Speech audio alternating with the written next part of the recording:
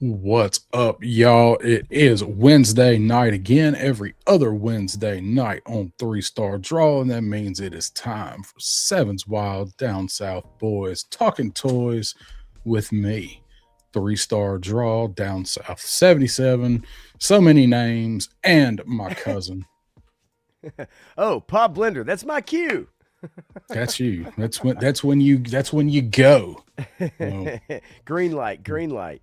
yeah, green lights on air, on air.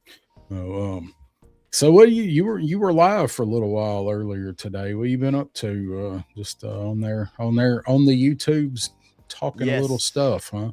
Yep, talking a little stuff. Covered a few subjects. I hadn't done unfiltered in a while, and um, so being off today, and I had a bunch of stuff that had just been saved and building up, and then I went through, deleted a bunch of it, and I was like, you know what? I'm like, I was gonna do one last night after the stream with Matthew, and then I was like, man, it's gonna be really late, especially if all of a sudden you look up and it's 2 in the morning, on a Yeah. Tuesday night. It's just kind of like whatever. So I decided to do it today. So I just went on for a couple hours today and chit chatted for a little bit, and it was fun. Obviously, weather being the topic of the conversation for part of it, which I know we're looking for, some heavy stuff as much of the country is. And so yeah, that was about it, man. And going down rabbit holes, weather YouTube video rabbit holes, traffic light YouTube rabbit holes about how they work. And there's a guy, he's called the Traffic Light Doctor, and he is awesome because he works for a city and he shows you the inside of the boxes. He shows you how traffic signals work, how to not sit at a red light for minutes at a time when there's no one around. It's wild. It's a really neat channel though. Traffic Light Doctor, man, it's pretty impressive. Flashing your lights does not work. It I'm sure he actually tells you that. does. It actually does. I know. Don't work for me. It depends on the color of your vehicle. Yeah, If you interesting. drive a darker vehicle, then the cameras pick up the color contrast, and it realizes, there's a car there. But usually doesn't work if you drive a motorcycle or a lighter vehicle. Yeah, it's Well, that interesting. shit definitely don't work on a motorcycle. No, not at It all. definitely does not work on the motorcycle. Yeah, So, it's all right. pretty cool. So Pretty cool. we are That's it. we are going to talk a little weather. We usually talk a little weather, especially when I'm on with Crow. We always like to ask him how it is up in Canada, but we're going to have some of that Canada weather here in a couple of days. So we are going to talk about that. And so yeah, so I was just you had a pretty good day then. You was off, so just chilling. Um, I, That's I, it. I caught some of you and Matthew last night. I usually try to listen to all of y'all show, but I got there late because I was watching something and I was like, man, if I don't finish this now, I'm not going to be able to finish it tomorrow. So finished what I was watching, listened to you guys, come in here and did a scant amount of stuff for tonight. And I had to get up and go to a meeting this morning with our regional director, whom 90% of us have never met, and had to be That's always fun. uh, had, had to be there at, about the time that I'm usually leaving for work. I had to be at our office about an hour away from here, so got up super early, set through that ran super long, and ran my ass off the rest of the day in the rain here. So I'm wiped out. So um, it may show, just in case, just give you guys a precursor. It may show. I'm tired as hell tonight. I mean, it's Oh, like that sometimes, man. You know what I mean? I think it's forgiven, right? Like I think it's forgiven. It's everybody's got a job, and they're not always the easiest days or nights. That's for sure. So yeah, I think it'll be all right. let's go ahead and before we go too far off into left field, let's go Yeah. ahead and say hi to who all is here so far. And of course, we might have some other folks join us. So I know way back earlier, Stanley was here saying he'd be catching the replay. He was working the game tonight. Oh yeah. Um, so Grab's here saying Kraken and Islanders tentacle difficulties ahead for New York. I'm guessing this is hockey. Who are the Krakens? I know that is it not Seattle? Is that their hockey team? I know the New York Is it? Islanders, Okay. but Yeah. I'm out of the hockey loop a bit. But if this was Yeah. NHL '94, I'd be killing it right now. but I'm a little out of the loop on hockey. Play that game so much. Dude, that game, man. I know you guys in the chat too remember NHL '94, and tell me you don't, because man, you have to, man. That was one of the best games ever back in the day. Yeah, that game was a jam. I played that game so much with my stepbrother. So and Clint Jorgensen's here saying the Kraken are unstoppable. They're this generation Sonics. So I'm guessing that's what prompted the Kraken talk, is because I don't keep up with hockey. I watch it if it's on. I like it, but I don't follow it. So let's see. We got Mick DJ ACDC is here. What up? Yeah. And hey. We got Stu for lunch saying, hell yeah, it's them boys down Pigeon Forge way. A few hours east.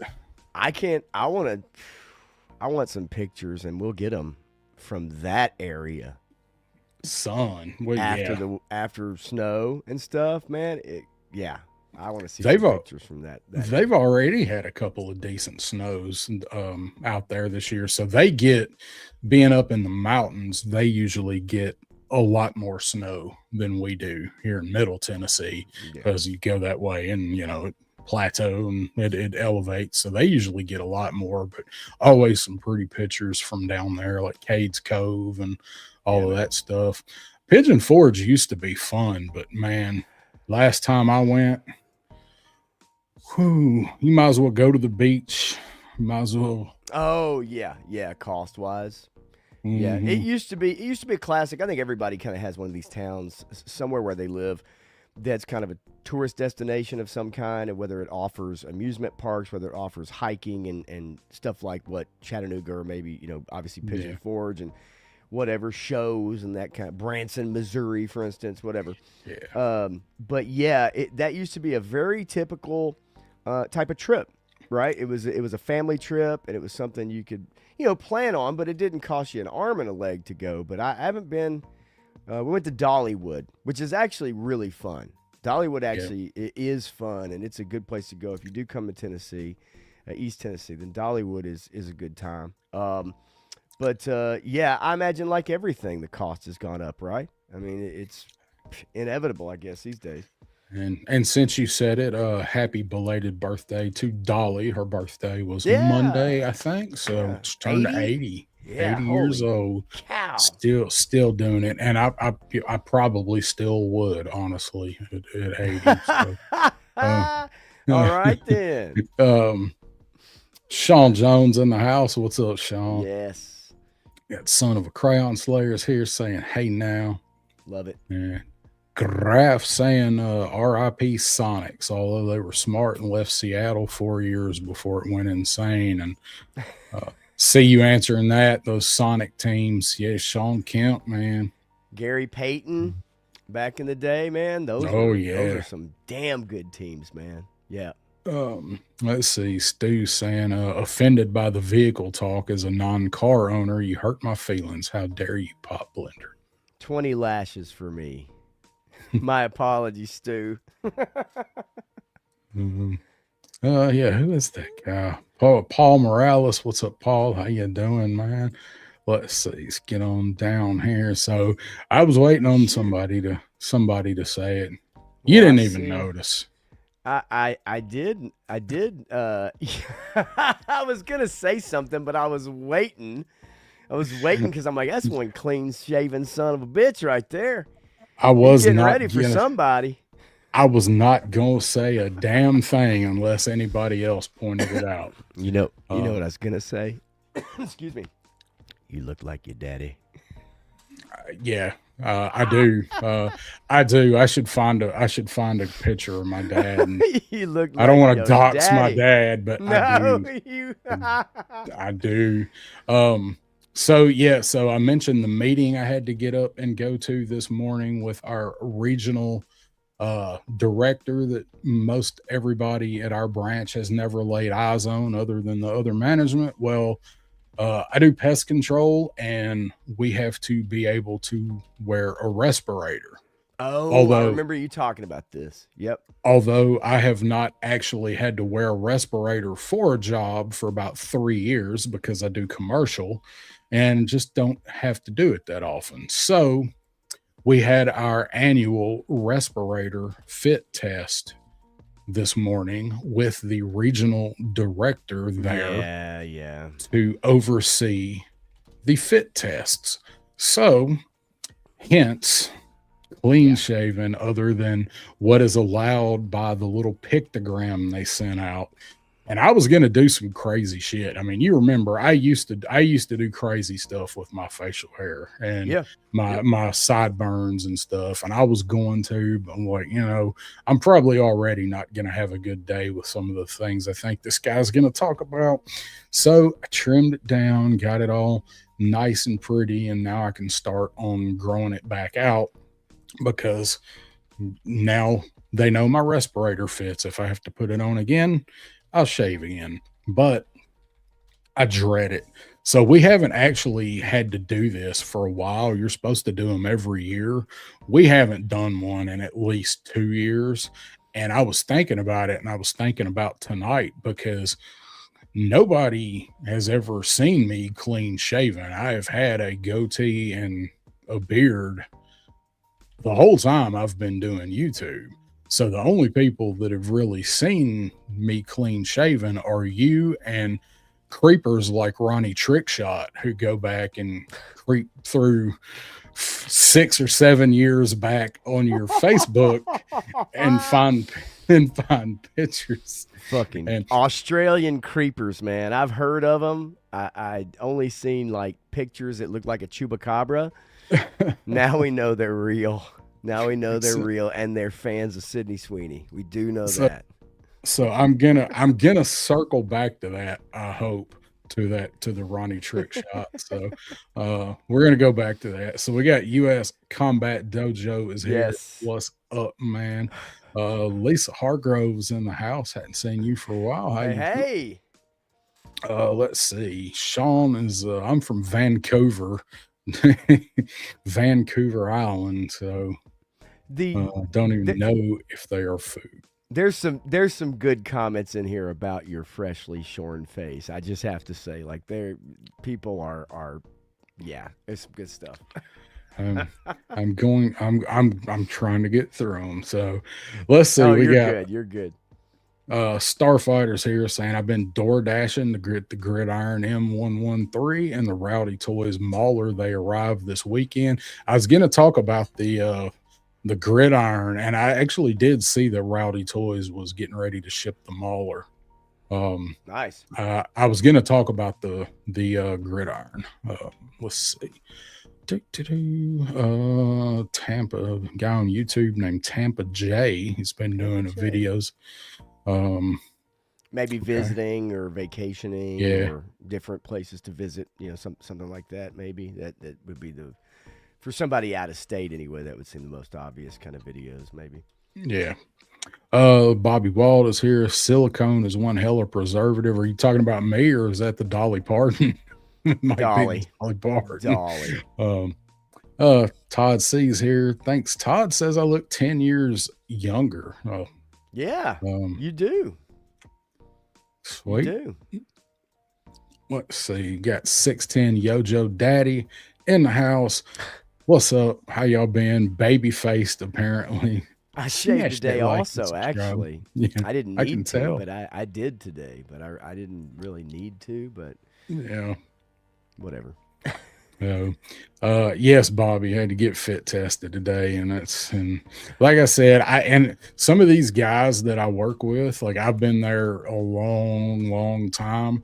There's guys that I work with that have not ever seen me clean shaven either. And I've been telling those guys, I'm like, enjoy it, because the day is gonna come that we're gonna get an email or a text and be like, meeting is whatever day, show up clean shaven. So I just hope I'm not gonna get too much flack about growing it back out, because I feel naked without at least a goatee. Here in a minute, once we get through, I want to ask you exactly what is involved with a fit test. Okay.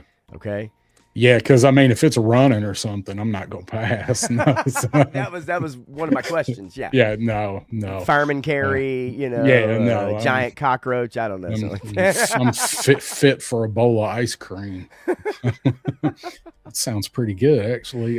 Evil Dookie's in the house saying, Evil Dookie. if I had to shave my beard, fuck that, I'm out. I get it. Yeah, I do. If it wasn't a requirement when they hired me, I would be the same way. That job would bug me. Starfighter says it bugs me every day, every day. And just apropos, right? Like, great joke. Yeah, Great one. Wait till you're old like me. They give you a CPAP. I've had a CPAP for about 6 or 7 years, but I quit wearing it because I got to where I couldn't stay asleep with it on. Well, you're supposed to wear it on your face. Oh, well, they didn't tell me that part. They must have got it from a pawn shop. No instruction booklet. Hey, B, you know what gets roaches in it sometimes? CPAP machines.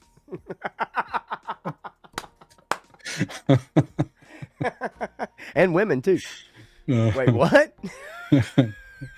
That's right. Joe Ara is here. What's going on, Joe? Had a good time on with him on Sunday. It was a good time with him and podcast from the pit. A couple of those guys. He says, "Did they do Nanorcent or Napalm? My company chooses violence every time." It's supposed to be the Napalm. It's supposed to be pepper, but luckily the respirator fit.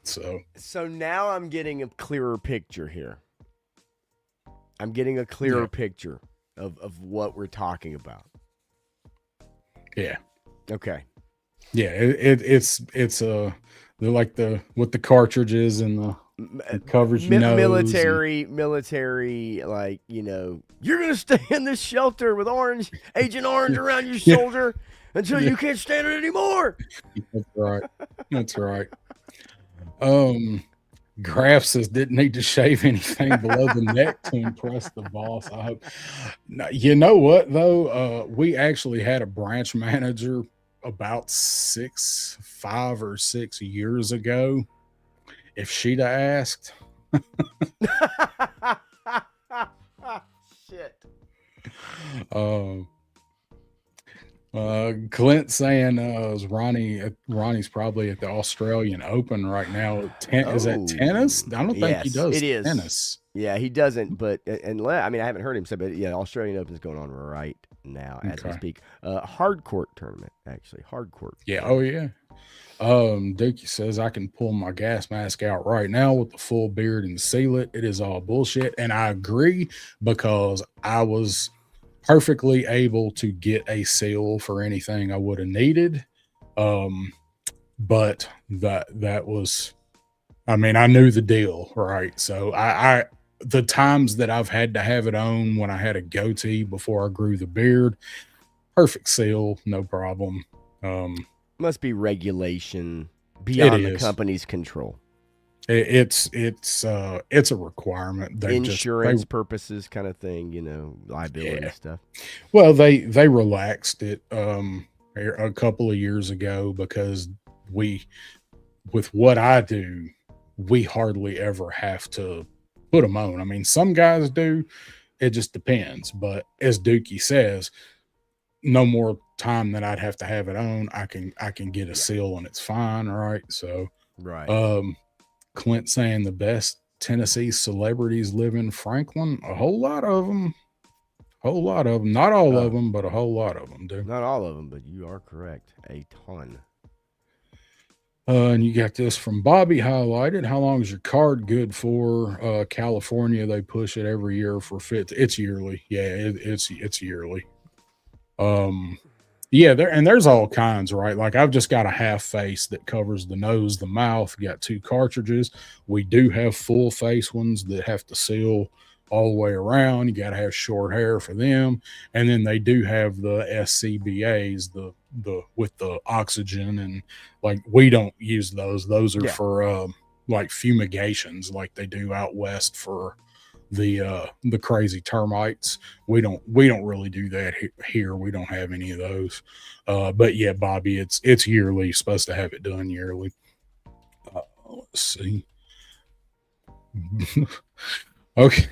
Some women don't shave their bush to put on undies. I'm not shaving a bush to wear a mask. Well, the ones that don't are probably not getting paid. So they're paying me, and that's part of what I got to do. Part of the deal. I know everybody tuned in to hear about fit tests, right? You know Yeah, what I oh, mean? yeah. It's like, but that's what you're gonna get. It's what you're gonna get with Yeah. us. It's It's a mixed bag. It's mostly Joe and toys, but you know, we got to ease into it, baby. We got to ease into it. it's a smorgasbord around here. It's Down South Boys talking toys with a drawl. Okay, Yeah, and that means that things slow down a little bit around these parts. That's just how we roll. that's right. I should really change it to talking toys and other shit, but I like um, that too. yeah. Tony's Figs in the house saying, "Sup, bros? How you doing, Tony?" And I got a Yeah. question for you, Tony. Send me a product that I can use to remove paint on a figure since you can't get the Winsor Newton good stuff anymore. I have successfully used Goo Gone, but not as successfully as I need it to Oh, be. Winsor Newton. I actually happen to have a bottle right here for you, sir. The fantastic Winsor Newton paint removal application. Pardon No, me, do you have any Winsor Newton? it's actually just clove oil, but I could have fooled you. It's the same color label. It really is. So, all right. So now for the educational portion of the show. Now Yes. for the meteorology section here. So this Oh, this is a huge thing going on here right now. So we are under a winter storm warning right now. Not a watch. We are already at the warning stage here. So this weekend, starting sometime Friday night, early Saturday morning through sometime late Sunday, we're going to get winter stuff. And they can't agree on exactly what we're going to get and exactly when it's going to start. They got all these different weather models, and the two main ones at first showed something completely different, but they kind of started to line up, and they are no shit. They started out saying we were going to get up to 23 inches of snow. Tennessee's never had 23 inches of snow. no. Maybe in the mountains where we were talking about, but they can't decide exactly what. They said it'll be tomorrow before they really know, but they are for reals talking about us realistically getting anywhere from 3 inches to a foot of snow, and then sometime Sunday getting an undetermined amount of ice on top of it. Yeah. It is going to be snowmageddon here.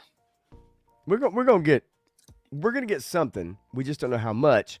And depending on the European model that they use, or the US or whatever other model, there's like two different models. The right? They European run it is all. the crazy one. Yes. And last I heard when I was watching my boy Max Velocity, he said the European model was the one that probably wasn't gonna happen. And I hate that because I am a fan of European models.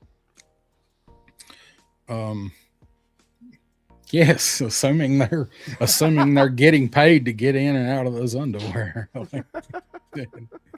um, Dookie, yes, Hasbro's a year late with the winter figures and vehicles. That's a bummer. Uh, That's a bummer. And a lot of people, which will have time, but this would have maybe been a great time to have the Snowcat and mm, Arctic Hiss and, Flint and Lady J making out by the fire and sausage and eggs. yeah, heating up some wiener Cooking up sweet lovin'. by the little fire. And some people might say, well, man, you can do that next winter. We don't ever know if we're going to get snow. I We can't don't say we know. can do it next winter. We don't know. I mean, this could be 4 years from now when we get some shit like this. Yeah, tariffs, y'all. Um, oh, you're talking about the snow. Oh, I mean, wait, what? Huh? That's No, that's right, because it's Hasbro making that stuff, not Fresh Monkey Fiction. So it'll be here within a year. So yeah, it truly could be, and for people that don't get a lot of inclement weather like that, then if you do toy photography or you want to take them outside to play with them, like you really can't, you can't recreate that shit, right? And so Yeah. These stickers came out Oh, way better no. than I expected. The Sticky Holy Brand delivers shit. durable and vibrant stickers. sorry, that was loud, wasn't it? Well, no, it was. It was more unexpected than loud, but she's kind of got me wondering about these stickers. Yeah, I didn't know. That bitch was going to start talking. Well, I'm looking some listen. snow. That's kind of how it is all the time, isn't it? I'm Yeah. kidding. I'm playing.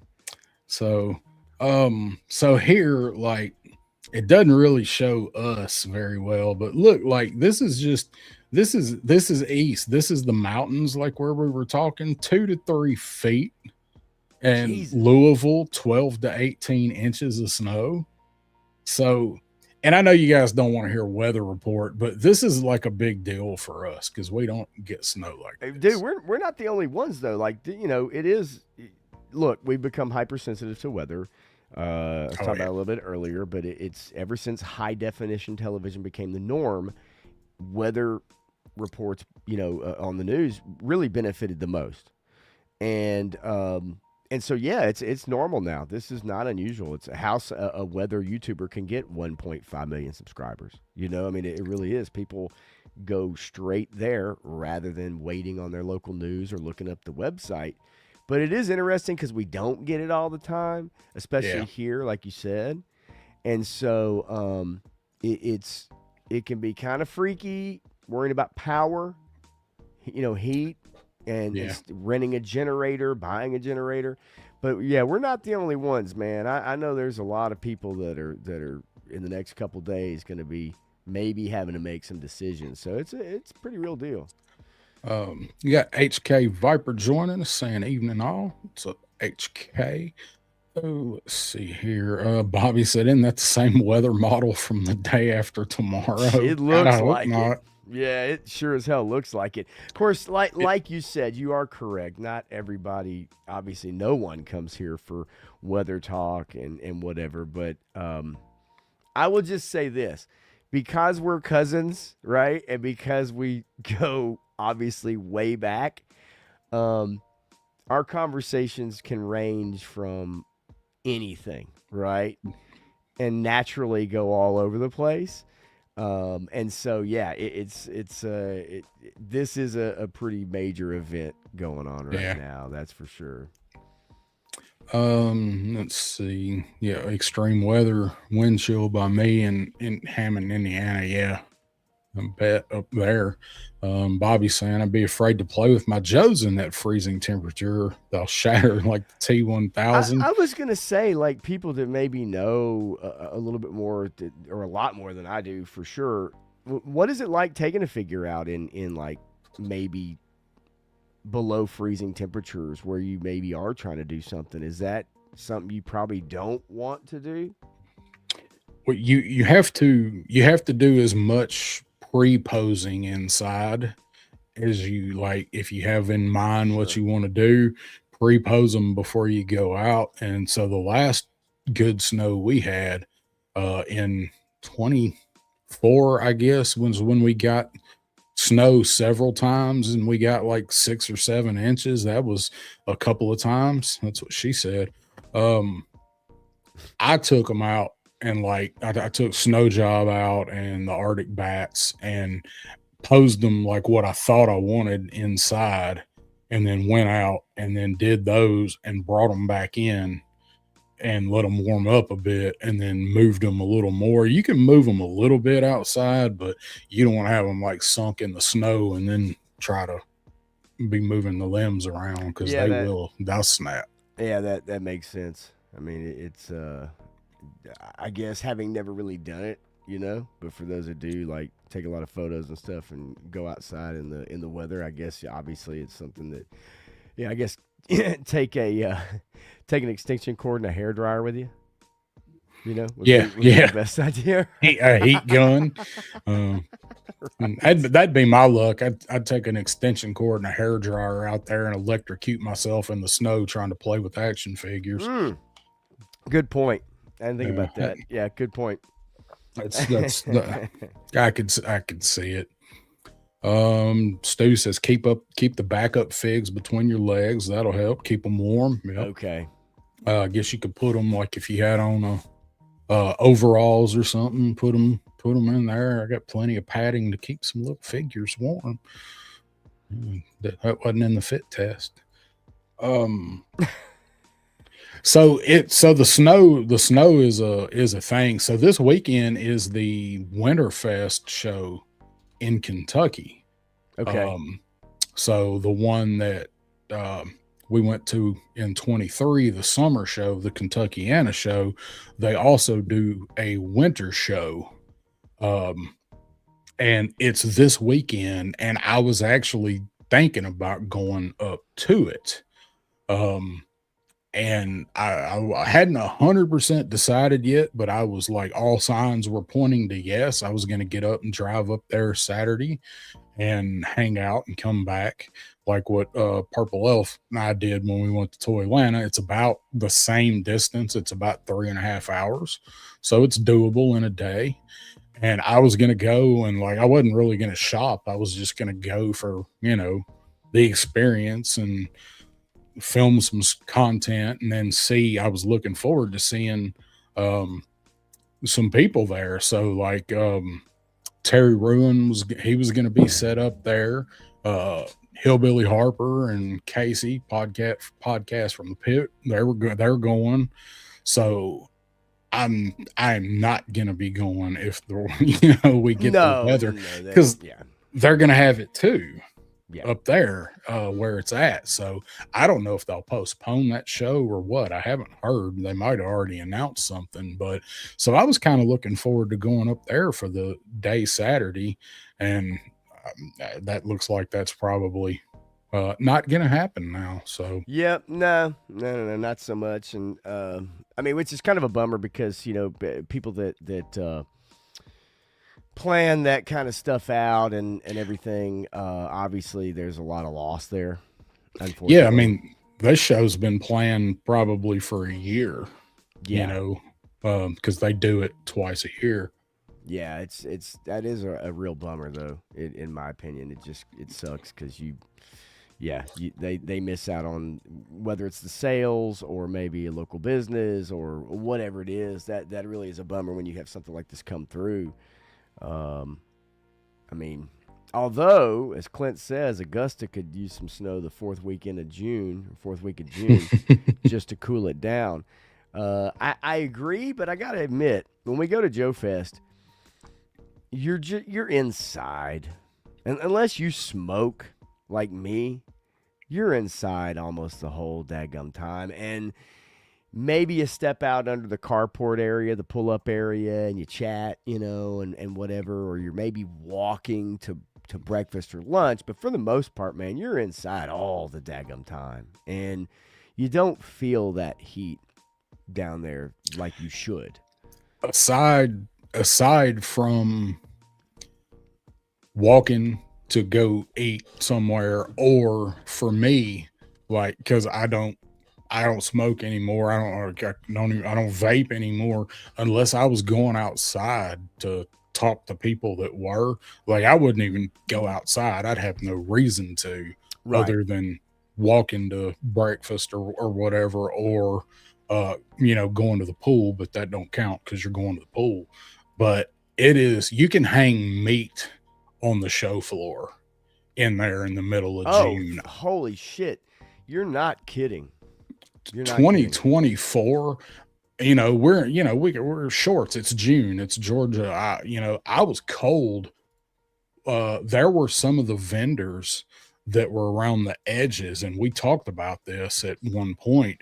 Some of the vendors that were there that were underneath like the vents up high, they had blankets. Yeah, Some of them were under blankets. and I'm glad when I put that Bucky's costume on, I'm not going to lie. I was like, you know what? This ain't half bad. I kind of maybe want to wear this the whole time because you're right. It is freezing in there. That's one thing. I don't know about how anybody in the chat feels about going to a con.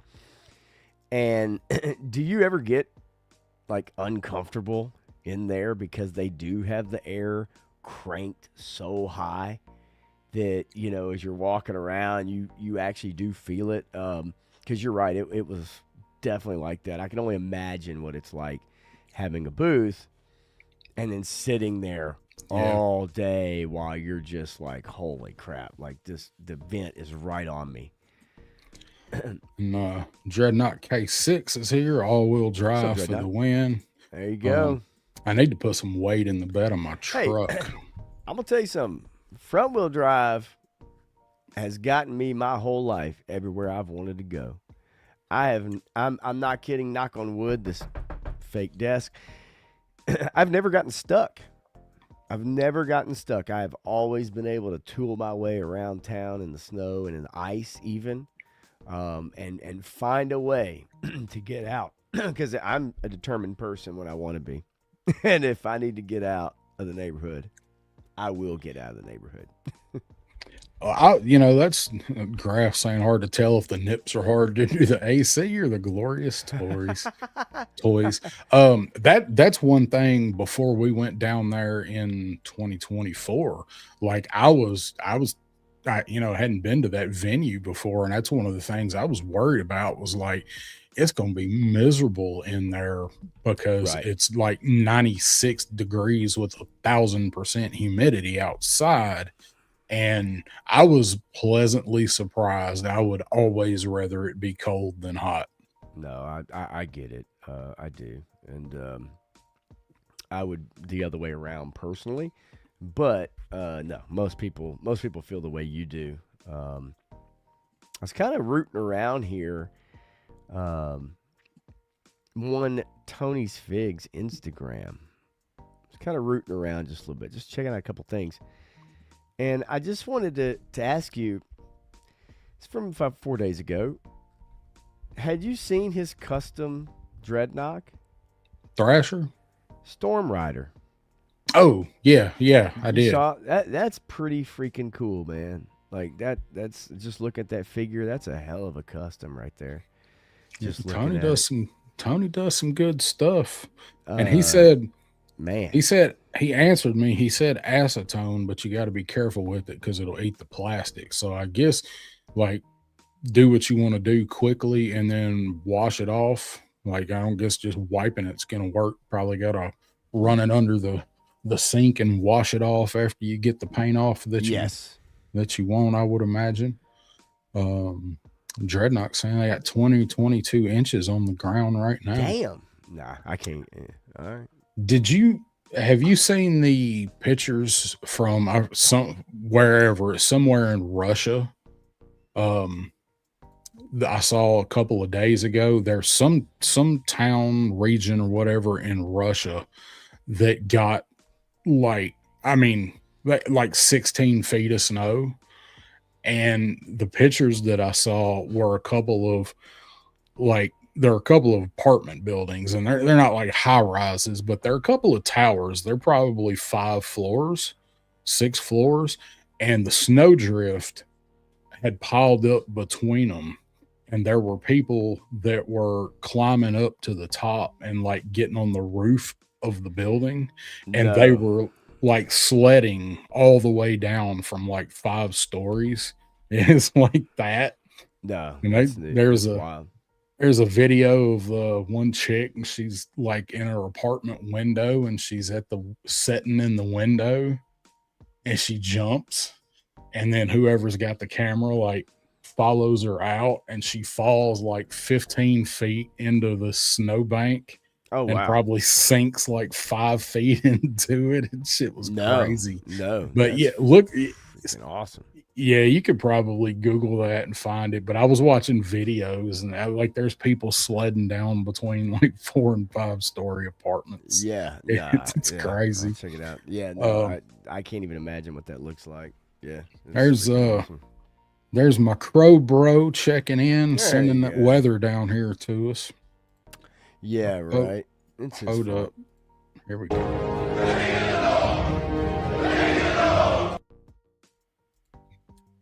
Um, last thing about the weather for right now is you mentioned max velocity for a good YouTube weather channel. Another one is this guy right here, Mr. Ron Hall, y'all. He does the same thing. YouTube weather. He's a meteorologist that kind of left the station and went independent, and so he's got a really funny personality. So that's another one to check out if you ever want to go down a weather rabbit hole with stuff. But he does this storm chasing, but he's not obnoxious. Your mic sounds really weird right now. I probably just got too far away from it. Is that better? Yeah, or it might have been a connection. Yeah, that's a lot better. But it was weird though because I don't think you barely moved. Hmm. Yeah, it's kind of I don't know. it was warbly for a second, but It was. sounds great It's now. probably my connection sometimes at Okay. night. My internet connection, because I'm on a fiber line, and you get like a dozen people on one little fiber hub. So that's Gotcha. probably what it is people drawing it down.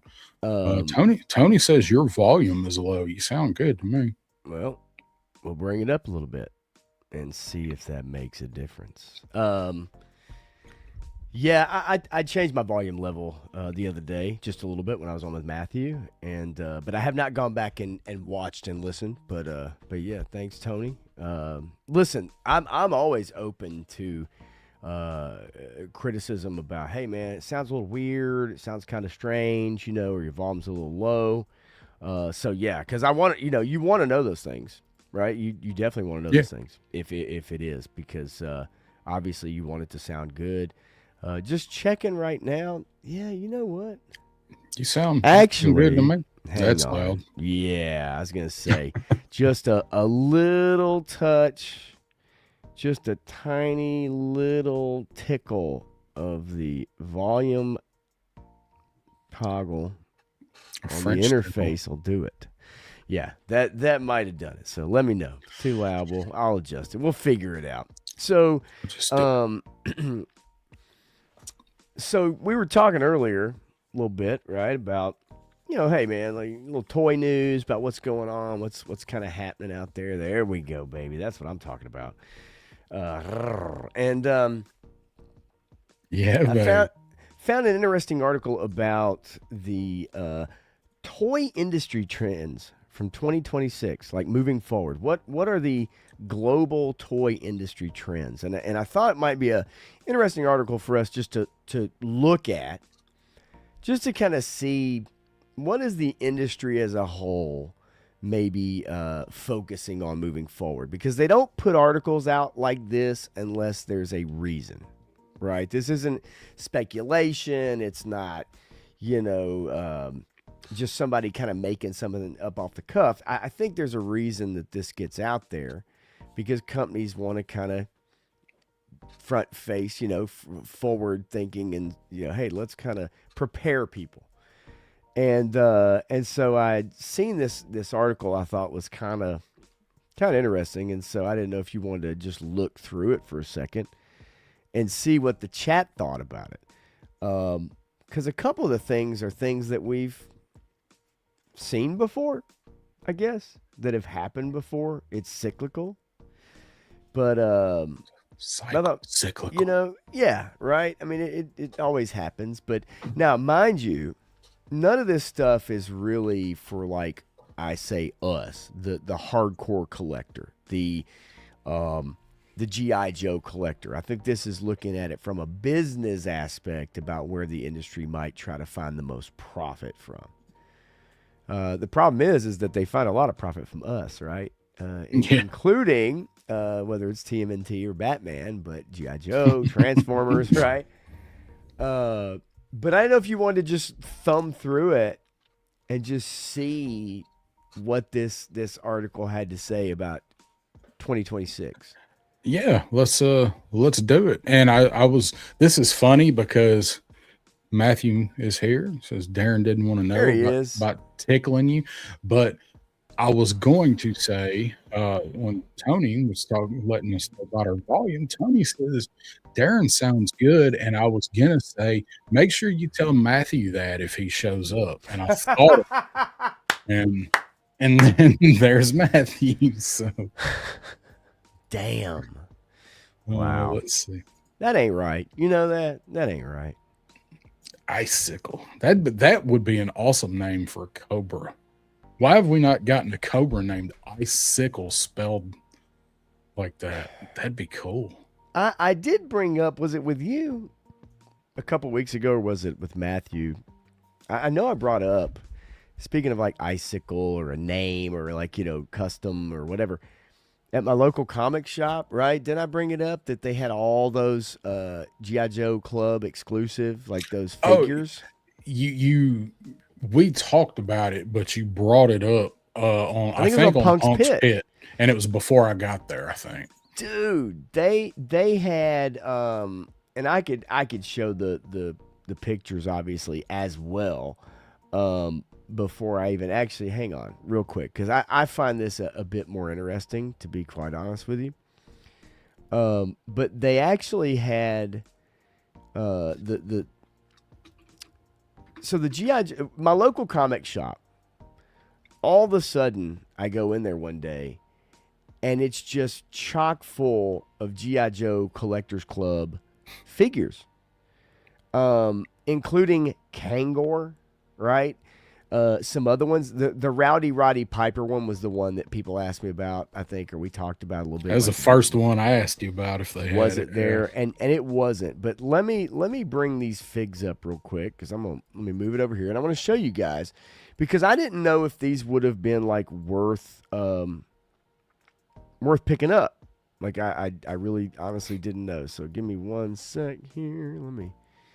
Where's my StreamYard? Okay, there we go. And these you said were mostly like Collectors Club, I think, was what y'all decided a lot of these were. Yeah, it was mostly Collectors Club. So let me share my screen here, and then come on, there we go. Okay, so I'll zoom in on these guys, right? So there was a couple figures at the bottom, as you can see. There's Cesspool, and there's a Battle Armor Cobra Commander. You know, look at the prices. You know, $19.99 for Cesspool complete, but not obviously in the packaging. $50 for Cobra Commander, $20 for Raptor. It's your boy Raptor. Right? But then we get up here, which this was the part I found interesting, and I wish I'd have gotten better pictures. They put them on the bottom shelf, which really got on my nerves that they were on the bottom shelf. But there's Kangor. Yep. Right there, as you can see, all accessories in the package. G.I. Joe Club exclusive. Here's another G.I. Joe exclusive. Again, the lighting, and I apologize, but I just could not get better figures or better pictures. You know, pricing wise, $60 for Kangor, $30 for this like ninja. I don't know what ninja this is. For those of you more educated, you probably like a Judy chop. Exactly. Like a let's see. Who is okay? So this other guy here, like I don't know what this officer or who this guy is with the construction outfit on and the patches or whatever. $70. So maybe a harder to find. I'm not sure. So icicle, It's icicle. right? Or iCycle for that matter. And then let's see here as we go down. There's okay. So let me go to the next one here. So this is a little better look. Okay, a little better look. At least the card art might lead people to to be able to grasp it. This dude with like the little chopper above his head. I don't know who that is, but he's $30. That's the dude from Mad Max.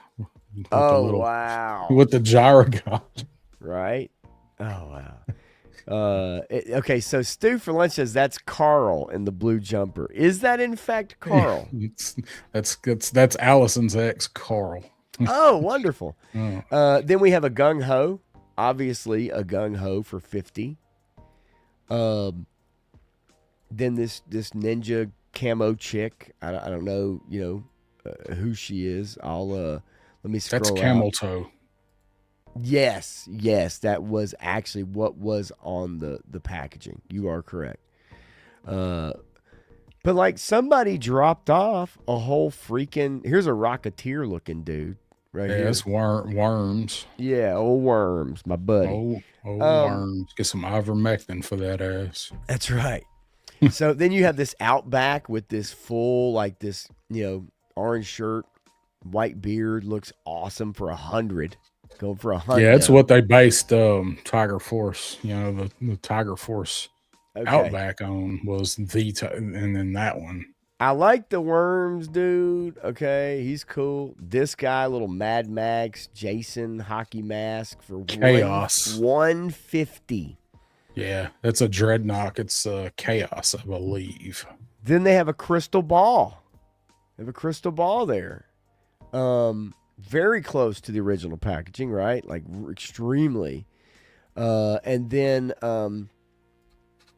hit up at the last photo that I have here, which obviously, chabang, chabang, chabang, bang. Chabangs. I love this Arctic Cobra Trooper here. I think this one was really freaking cool. Yeah. Like I do. And then hard to tell.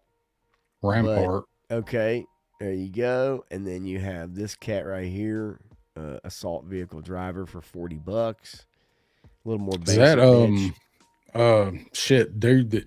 Is that dude the guy that came with the RC car? Is that a collector's club version of him? I don't know. I don't know many of these collectors clubs. That's what I mean. Like I personally, I don't. I'm definitely in the dark on this. And then for $50, I assume this is a version of Budo.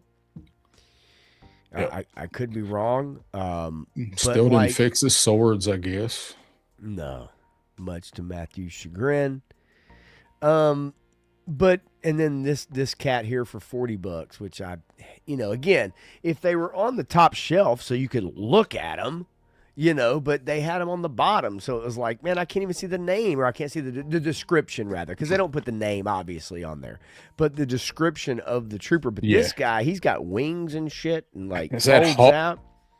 Is that the V3 Hawk redone for Collectors Club? Maybe. Not sure, but nonetheless, okay. Super cool, man. Like somebody literally just dropped off all of their Collectors Club 3 3/4, or maybe these are 4-inch. I don't know. I'm ignorant in that regard. But you don't want to see that. somebody needed some money, and they bought the Collectors Club collections. They and of course these prices are not indicative of what they paid for them. So hell no. So yeah, but was really freaking cool, man. Like just to walk in after months, years of walking in there and seeing like Mad Marauders, barbecue or something, or not, whatever, and then it's like, holy crap! Like this whole freaking thing, this whole bottom shelf is filled. And for you, that's all stuff that you've never seen Never or seen it, looked never at. paid attention to. Probably saw it all at Joe Fest, but you're like, yeah, I didn't collect those, man. Yeah, But seeing it there after never seeing stuff there, right? It's, 100%, dude. um, we get to some of these comments here. I got a few starred. So Yeah. Carlos Salinas is in the house, and he was saying that was Arctic Night Creeper. The Okay. white dude, the crossbow. I kind of thought that was a night creeper guy. SCS dog saying aloha. Carlos What's saying up? that was hard top. The white hard hat dude was hard top. Turk Murphy's in the house. Checkpoint Bravo. What up, Turk? And there's Turk. Matthew saying, yeah, again, hard top from the Defiant vehicle. Okay. And let's see. Crow said the chick was Agent Gadget. Or maybe the dude was Agent Gadget. That's who that was. Windmill, the dude with the helicopter thing. Okay. Yeah, he was a fun school figure. We've actually either me or you or me and Crow, when we were talking about like going back and picking ridiculous characters and turning them into classifieds, that was actually one that I picked was Windmill. Okay. Okay. Graph saying that guy was lobotomy. Oh, wonderful. Here's Matthew is shaming us because we didn't know Viper or Gaucho. You know, Matthew, I've had enough of your shaming for 1 week. Yeah. So Carlos was saying that was Dojo, not Chabang. Let's see. I could have swore it was Chabang. He looks just like Chabang, but I mean, you know, look, we've all Chabanged a few times in our lives. We get confused. Not lately. I heard that. Couple of votes for Skid Mark and one for Tread Mark. Yeah. Gotta love Skid Mark. I mean, come on, man. Seriously. Stone says the chick was Poon Doo. The deadly ninja Poon Doo. It is what it is, folks. All right. Come on. Yeah, that's great. That's good shit. I like Poon Doo. I need a Poon Doo in my life now. I do too. It's wonderful. Clint saying most people don't want Arctic characters, as a Hasbro just found out. Carlos saying, what shop is this? I answered it in the chat. It is the Great Escape, Nashville on Charlotte Avenue. They have three locations or something. So, yeah, if Carlos was interested in calling him up and saying, hey, you know, you ship me out, buy that. I don't know how that all works. I saw these on a stream from this guy, and next time he comes in, I'll buy these, give him a discount next time he comes in. He has a whole box there. Yeah, you know that'll work. But nonetheless, I thought it was pretty freaking cool to walk in, and that's a huge surprise to someone like myself. Now, if somebody walks in that's looking for records, and they come in and see, oh God, they've added 15 Frank Sinatra records. That's for them. For me, it's like, okay, I walk in, I see the same video games, I see the same consoles, I see the same toys up on the wall. They have the 02 Snake Eyes, right? The 02 Snake Eyes, the out of the classified line. They've got, I think they had Road Pig and Naugahyde up there when I went. They had a Crimson Guard, classified, not a retro or nothing. And so, yeah, they'll get stuff like that in. But for me, it's kind of the same old thing. I just go to get my comics because there's nothing really new. So to walk in and see a whole bottom shelf of nothing but Collectors Club figures was really neat. They will take a Poon Don't. I mean, you gotta do what you gotta do sometimes. Poon Don't comes in a different door. How do you lose? Okay. How do you lose a trademark for a name like Skidmark? And there's and it's also a Transformers character. I get it, because everything's trademarked, everything's copyrighted. But isn't Skidmark also, isn't it just general vernacular? Like, isn't it just kind of like, I woke up today and went to take a shower, and I had a skid mark in my drawers.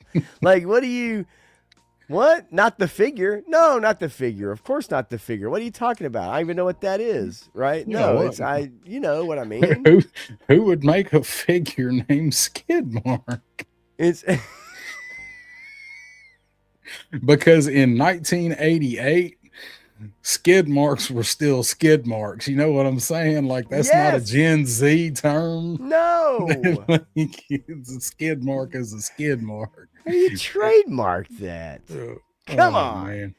I mean, Yeah, let alone see? Stalker, Sergeant Stalker, and Short Fuse, Sergeant Short Fuse, whatever. I don't know. Yeah, man. They couldn't. I will never not think about poor Short Fuse that they couldn't even put his whole damn name on the box. Like that's how bad people are. Like Short Fuse. Like I get it. They trademarks for Steeler, but they could at least made it match. You know, Hello? put Short Fuse's name on there too. There's so many stupid little things like that. That's what I mean, man. Oh, yeah. And there he is. That's how you know if Viper Scout's listening is you bring up Yes. skid marks. What's up, Viper Scout? So, oh well. Anyway, so and enough since of that. since there's Viper Scout, I will say Friday I am planning on doing an after dark. I keep yes. saying it. I keep saying it every week, but I think this week we're really gonna have one. So be over here. I'll send some links out. See if some people want to get on, hang out, and talk about weather and skid marks because we'll be in full snow mode. So maybe we'll live stream some weather. No, I'm just kidding. I ain't gonna do that. Oh, Nobody God. go watch that.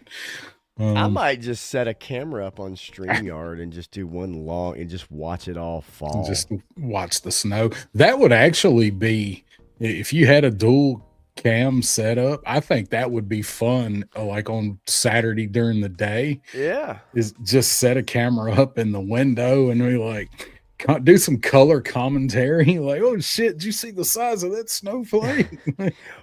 Or just not even commentate. Just set the camera Just sit up, there. put it on YouTube Live, and just sit there and let people watch it build up, and they can just check back whenever. I think that would be fun. Actually, I may very well do that. I don't plan on streaming.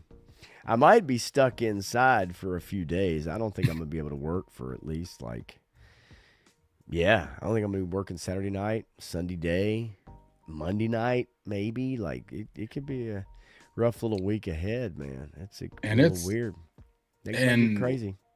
You know, and with what I do, I drive a company truck and they're all already talking about us like, you know, move anything you can move from Monday and Tuesday and try to do it tomorrow and Friday because it might screw us up for a couple of days and next week is the last week of the month. So, you know, damn, it's already the end of January. Dude, I don't even start. My son turns 18 next month on the 20th. So yeah, that's right. Yeah. That's right. Yeah. Damn.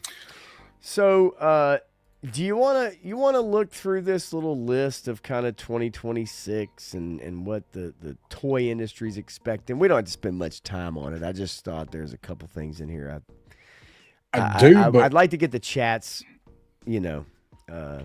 input.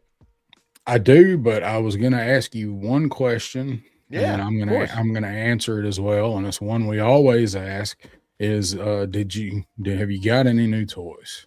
Did you get anything in this week? Nothing. And actually, what's so weird about that, and I actually even thought about it today when I ran up to the store real quick. I still looked at my front porch, like maybe thinking that something got delivered that I forgot about. I do it almost every day, and I'm not kidding. It's like I know that I'm not waiting on anything right now, but for some reason in my mind, I'm like, well, I better just glance at the porch and make sure there's not a box sitting up there. of something I ordered and forgot about. So no, nothing new toy wise except other than getting the G.I. Joe number 17, the end of the Dreadnought War comic, which we're going to go through here in a little bit, and a nice surprise slash introduction, so to speak, I guess, in that issue. But no, yeah, I have not gotten anything. What about you? Nice little conclusion to that. I showed this guy over the weekend, I think. So just happy to get this dude in. Oh yeah, I saw the review too, no doubt. Yep. So I mean, he's been out for months, but I just now finally got him. So I got and I meant to get to this earlier because we were talking about the Kraken and tentacle monsters. Right. So here's my tentacle monster. I love this thing. He's just chilling, silently judging, sitting over here on the table beside me. So for anybody that's played Skyrim, okay, that figure, that reminds me of Hermaeus Mora from Skyrim. Tentacles, eye, all-knowing kind of looking thing. Yeah, Hermaeus Mora from Skyrim. If you did play Skyrim, you'll know what I'm talking about. Yeah, super. It just totally reminds me of that every time I see it. And when I saw the thumbnail on your review, it took me immediately to that. And I know a lot of people, if you haven't played Skyrim, then you won't, it doesn't matter to you. It doesn't matter. But to me, it was like, man, yeah, that's right up my alley. It just reminds me so much of that. I have not played Skyrim, but there's just so much you can do with this guy, man. Oh, sure. Look at that big old long thing running off there. Tickle your tank. And it tickle your tank. No, stop it, Grandma. Stop it. Oh, shit. Oh, man. Oh, White Mike Vegeta's in the house. What's going What's on, up, man? White Mike? Showed up just in time for Tentacle Talk here on 7's. Yeah, it's hentai time, folks. It's hentai time. We do that every 2 weeks, and you know how much I'm into it. So. And some of somebody sent me some pictures of some of the dolls that are getting ready to hit the market over here. Like the silicone ones, like the high dollar, like the Feisens. There are some of those that are getting ready to come out that are not Barbie-esque, put it that way. So some people like sure. Thanos maybe is gonna have some fun with some of the stuff that's about to hit the market. Dude. That's actually a picture, Mike. That's a picture set that I want to take with this guy, the creature from Destro's Castle. Bobby Wald actually emailed me and asked me about that. It's like, dude, that'll be perfect. And I was like, yeah, that's actually one of the things I want to do is try to do some Destro's Castle. Oh, dude. Yeah, love it. Love that. Found out Lady J and Destro are distant cousins. That was a big thing back in the day. It was like, what? Like, and seeing that episode but no, that's we need, man, we talk about it. Like, we need more of that shit. That's the shit we need. Reinvigorate, right? Yep. You don't have to reinvigorate, right? We're getting to the point where, like, it's going to start. I mean, I get it. Everybody wants the Arctic version of this and the sand version of that and the fucking version of this. But, like, that's what we need. We need the reinvigoration, because I think, and correct me if I'm wrong, and in the chat, you guys correct me if I am wrong. Are you getting just not bored, not tired, but is there a malaise with classified? Because I don't hear the excitement anymore. I don't hear the like, man, I can't wait for it. Mel, hell yeah. Like that was the talk, right? And it's natural. It happens. We need that reinvigoration to get you fired up again. And I just wonder if that's something that anybody listening right now, watching right now, that do you need that reinvigoration into that classified line? Are you perfectly happy with what they're serving up? Are you perfectly happy with made to order? Or do you want to see some of that shit from the cartoon or from the comic? Like, what do you want to see? I have some thoughts on that, but I'm gonna save it for when we talk about the Energon.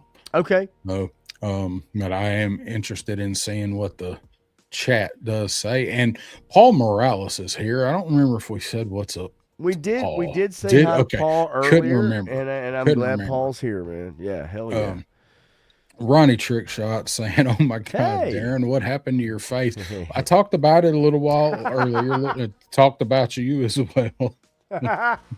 I'll let you rewind. It's toward the beginning, but what's going on?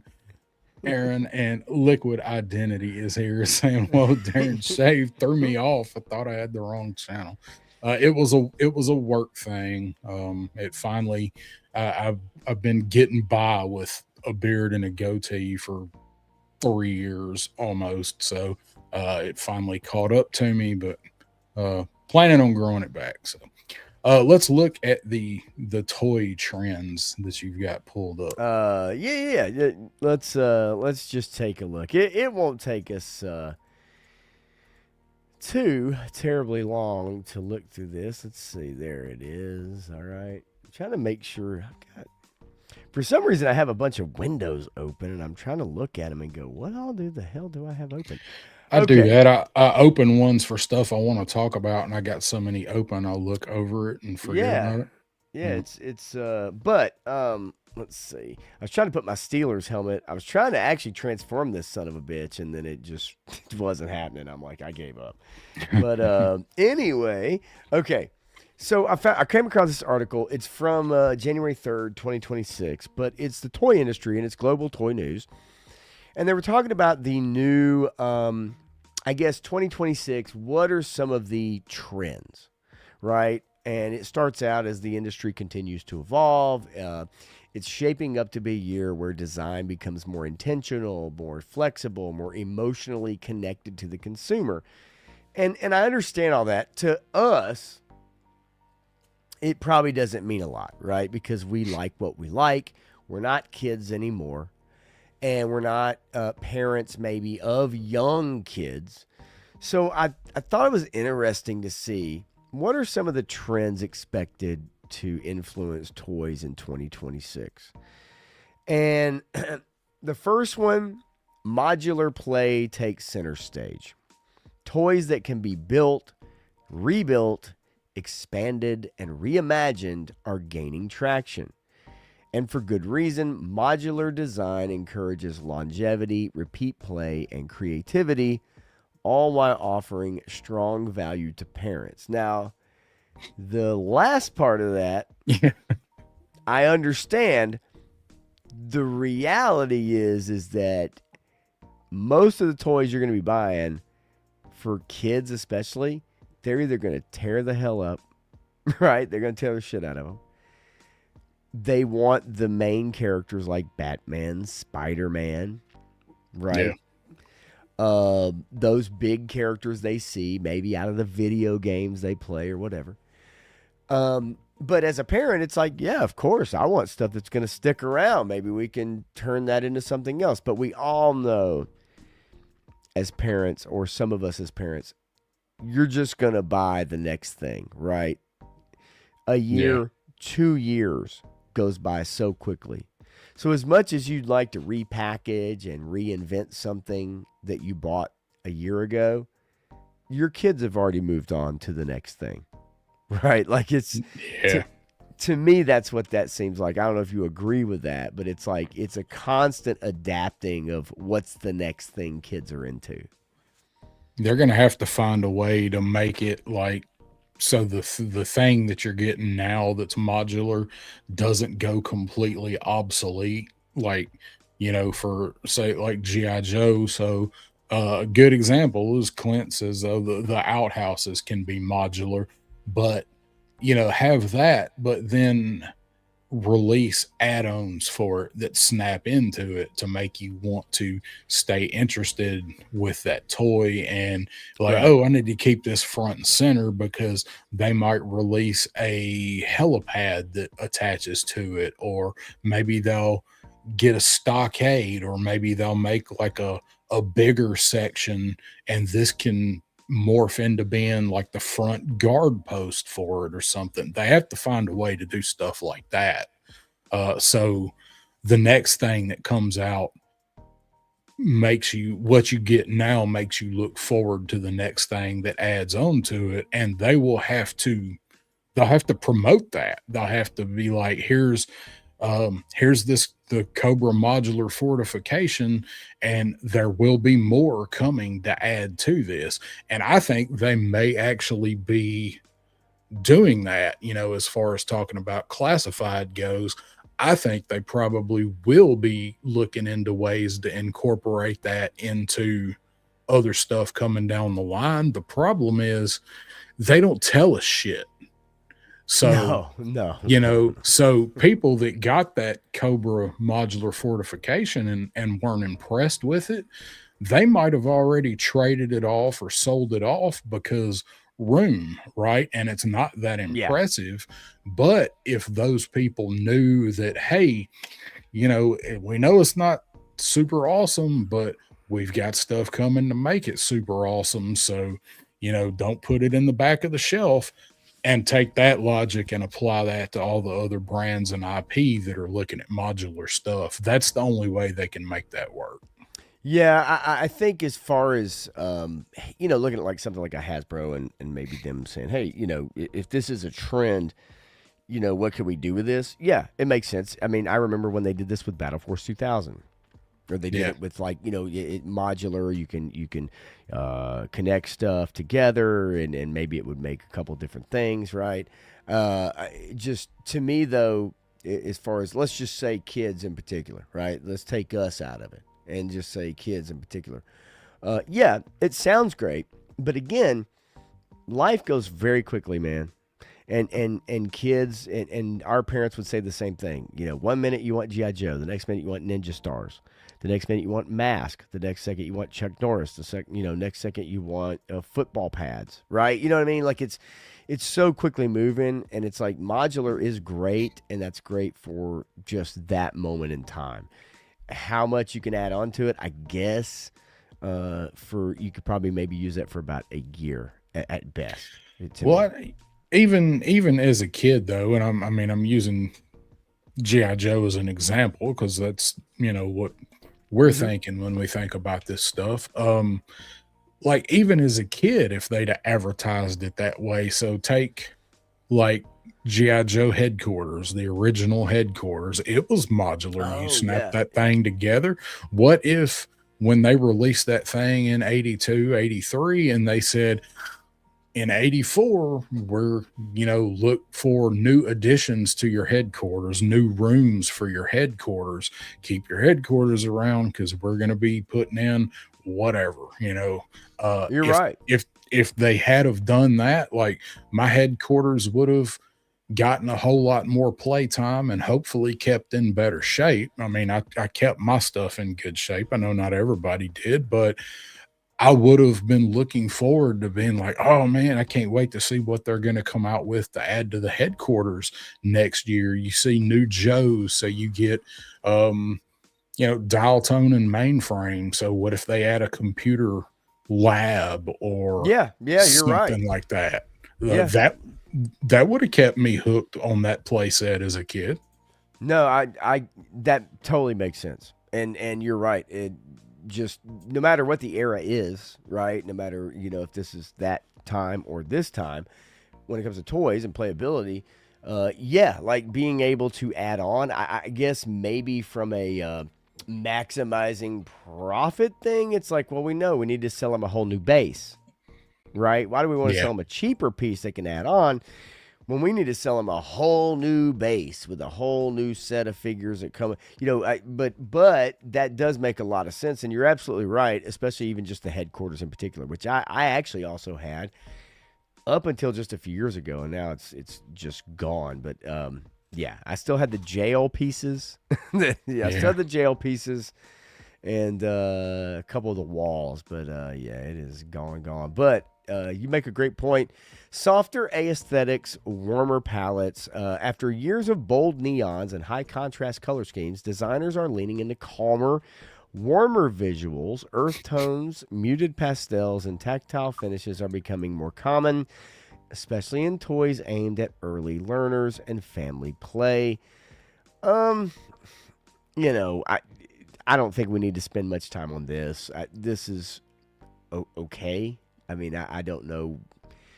Kids are going to like what they're going to like. You can try to steer them, but yeah. For younger play, I can see that, but also it seems like for younger play, you want colors that pop, not boring colors. Like, do you want chrome or do you want gray? Okay. When I was a kid, I wanted chrome. Say what's up to Jay Astro saying, gentlemen, also popping 3-star. What's up, Jay Astro? I heard that. Boom. Oh, hold on. I got it. Let me find it before the moment has passed too That's far. the hardest thing. There you go. That's the hardest thing, right? It's like, that's why you need a soundboard. And it's like, do I want to spend $700 on a Rodecaster? Got to update the Stream Deck and still no StreamYard soundboard interface. I know. It's ridiculous. But no, I'm with you. This one I can skip because you're right. Kids. Now, back in the day, growing up in the era that we grew up in, I did not like the bolder colors. I did not like the pinks and the lime greens and the blues and the crazy yellows and all that. I was into the military stuff and the more of the conservative camo patterns and stuff like that. But you're right. With kids, they're drawn. It's like a cat with a shiny object. And I agree with you. The warmer palettes, softer aesthetics, even for young children, makes me question a little bit of the intention of the article, I guess, and what they're trying to say. And you'll see that here in a couple of headlines down. Analog play with digital assist. Now, before we went live, I did bring this up to you, and we tried this already. It was with the Toys to Life. While fully digital toys still have their place, 2026 design trends favor a hybrid approach. Toys are increasingly being designed as physical-first experiences with optional digital layers that enhance rather than dominate play. They tried this with Toys to Life, right? They tried this with the Star Wars. They tried this with the Pixar. They tried it. Disney did it. We saw it with the Marvel stuff. Like, you had the little play sets. Skylanders was a big one. Amiibo. We've seen this already with kind of that hybrid of like play with these figures, but also you can put it in your video game or you can, and it even says think companion apps that guide challenges, unlock stories, or track progress. Well, kids play video games. They do also play on tablets. So yes, it makes sense to incorporate that. I just don't know that it's not a quick buck scheme like the Toys to Life was. Yeah. I think, I don't know, because there's always kids being born. There's always going to be kids coming into toys and aging through toys. I just feel like that idea was very, like, I think when it come out and it was hot, like Skylanders, and then Disney did their own version of it, and everybody that's ever tried it, I feel like that was a very mid 2010s idea, hooking it up to your PS whatever 3, I guess. And I don't know. I feel like it's kind of moved past that. I don't, even though kids are getting these electronics earlier, I think it's going to be one or the other. You're still going to have kids that want the physical or the digital. I just don't see a lot of, you want one or the other. Like when I was that age, I either played with toys or I played Nintendo. You're And absolutely right. like I didn't want them together. I was in the mood to play with my toys or sit down and hold the controller. And I think even making the games interactive, but because then you have the whole idea of, um, well, I really want Fantasia Mickey. But you know what? Fantasia Mickey is a chase figure, and I can't do this part of this game or unlock Right. this. You're gonna run into stuff like that. I don't know. I'm not a fan of it. I was helping raise a children that was into that really big when Skylanders was a thing. And it was like once he got it, it wasn't nearly as much fun for him as the demand for it was. You know what I'm saying? Yep. Like Nope. there's a I whole lot of totally build agree. up. Yes. You are so, everything you said is spot on, because I did go buy those toys for my son, and I did go get those Disney's Infinities and the Skylanders sets and all that kind of stuff. We even got the one for the Switch where you fly ships and you can take literally the ships, take off a wing, add a weapon, or take off a weapon, add a different one. It would show up on the screen, and it was really cool. And you could change ships, put a different character in a different ship. He would show up on the screen. But ultimately, you're right. I think that this cross thing here with digital / analog, playing with your hands, it seems cool, and the demand seems cool, but the execution doesn't really work well. And you hit it on the head with the oh, I want it, I gotta have it, and then when it actually happens, it really doesn't work the way that they think it does. Yeah, it's the and not that doesn't carry over into even stuff that we get or buy now, but I think with kids, like there's a whole lot more tied up in it, a whole lot more um emotional investment, a whole lot more Yes. arguments and screaming over it. And once they get it, I think it was a fad is what I think it was. You're right. And also, it does drive you crazy trying to get every character. It's like almost like the amiibos too for Nintendo. Every character, and like they're expensive, and you can buy this 3-pack, but then but it doesn't have this one, and it now look, that's toys, that's the way it is. But I think the execution of it ultimately ends up being an issue, because at the end of the day, you're right.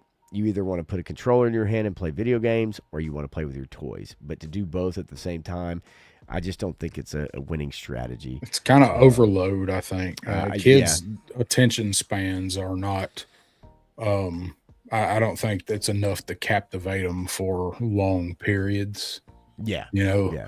And imagine going through all of that and spending the money and hunting them down, and you got to buy the system, then you got to buy the figures or whatever, and then watching them play with it for 30 minutes and then turn all that shit off and go play a different game or go pick up a different figure line or something. Yep. It was better off where we were. Yeah, man. I didn't realize Clint says Disney Infinity was cool and Lego Dimensions. I don't even think I realized that Lego did one. Oh shit, no, Lego Dimensions was wild. It's a great idea, and it was cool, and like, there's so many characters and things you could do with that. It's just, at the end of the day, it's either I'm playing a video game or I'm playing with toys in my hand. But to have a little play set and have to find somebody, stick them on the little thing, have it recognized, yeah, it's a cool idea. But if you're playing a video game, you just want to press a button and switch to that character. Or you're going to play with a figure. So customization as a standard feature, I think this has been a tale as old as time. Personalization is no longer a novelty. It's an expectation. From customizable characters and accessories to toys that allow kids to design their own elements, 2026 designs are empowering players to make toys feel uniquely theirs. I mean, you could go to Bionicles, you could go to Transformer, you could go to whatever that allows you to swap and mix and match, whether it's weapons, arms, whatever. The Mashables is another thing, right? The Mashable thing is they're selling really well. Absolutely. So, it's one of those things, and shout out to Bobby Vala, I guess. But it's that I don't think this is anything new as far as a standard feature. I think we've seen this for many years, and I think that will be a common feature amongst toys, regardless of what year it is. I like the idea of customizing stuff, like the Hasbro, the make your own figure. I love the concept of it. The execution was awful. Yes, I agree.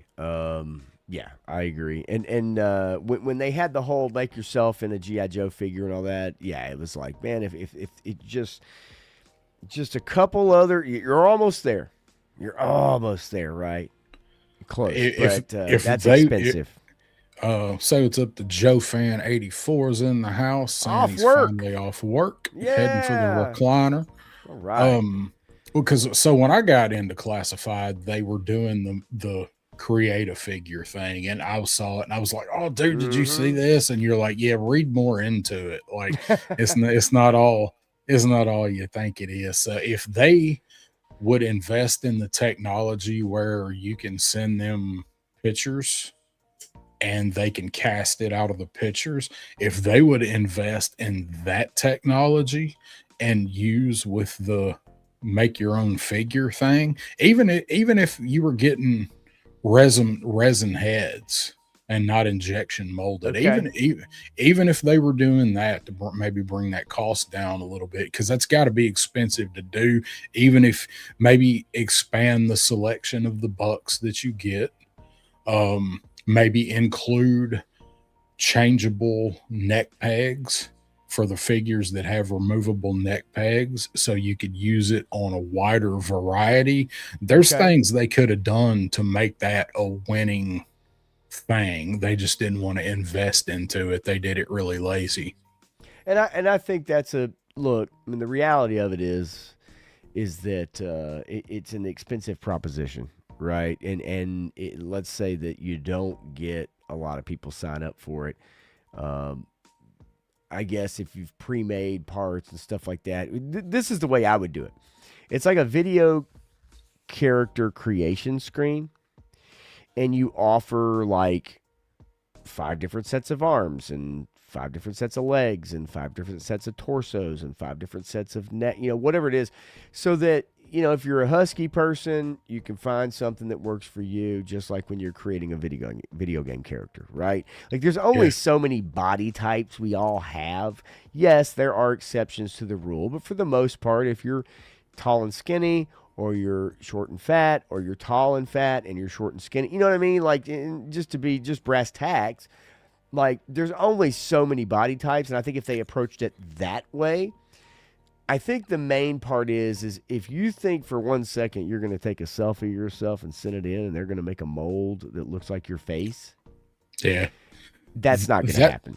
That's why they'd have to do it in resin, because that's doable. But and I re-highlighted this comment from White Mike talking about personalization and stuff, and he's like, this is where the smaller companies, Action Force, Monster Force, Mythics, are shining, because they can be pulled apart and pop back together to make custom figures very easily.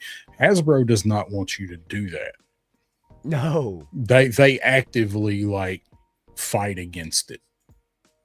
Well, I mean, and as a company, I mean, you got to come back to them. Yeah, well, I mean, if you had 10 figures and you wanted to pull them apart to make a character that looks more like you, or more like you would want you to be, to me that seems like shooting herself in the foot, because you got to go buy 10 figures to do it, right? And if you want to do it bad enough, but they don't make the part swapping easy. Right. You know, right. they Yeah, keep that makes changing sense. everything. Right. Yeah. And that could be by design.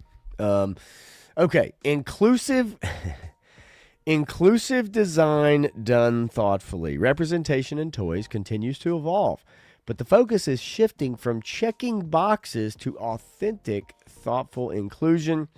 Designers are paying closer attention to body diversity, ability representation, and cultural nuance, not as a marketing angle, but as a core design philosophy. Look, I get it. You're wanting to reach a broader audience, but this almost kind of goes back to maybe what we were just talking about, or at least the way Yeah. I view it is like there's only so many wheelchair designs you can make, right? And there's only so many, like if you have a kid that maybe is missing an arm, then just have it, you pull the arm off the figure. I know that sounds pop that one crass. off. It sounds crass, but like that's the reality of it, right? Like, and then as far as body diversity, yeah, I mean, look, if you're a company that wants to spend a lot of money trying to make every single type of body type out there, then go right ahead. But an approximation is generally your best bet, and it will. For kids, for children, they'll adjust. You know what I'm saying? Like, Yeah. I'm not going to say I've never met anybody that said, like, I don't see myself in this figure because it doesn't have a webbed foot like I have, and I'm not going to say that I would, and you get how hyperbolic that sounds, but it does harken back to some of the things I talked about with Matthew, is that, like, we see ourselves in all types of characters, right? And you could have toys that look like you. And I think as long as it is a somewhat generalized version of you, your imagination will fill in the blanks. Yeah. But I mean, I could make me shipwreck, if I was, if I was black, I could make me stalker, like I don't need every single little thing to be so specific, like you're trying to inspire imagination, Yeah, but I agree. And I just feel like, and look, you should be. and I say this all the time. I get the spirit. I get the spirit of what's being implied here.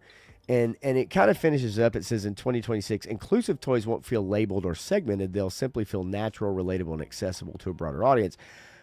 I honestly think a lot of times it will feel labeled or segmented depending on who's making it and how they market it. Does that make sense? All you gotta do is go look at Raw or go look at Ollie's and Yes. see how that's worked out.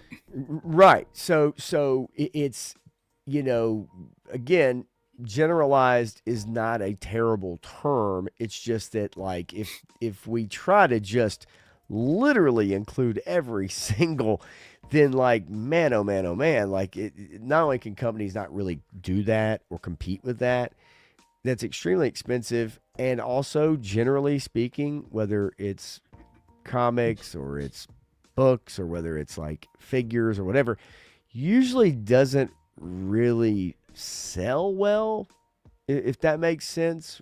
I mean, it's because then you're being extremely hyper focused on really drilling down a specific person, segment, culture.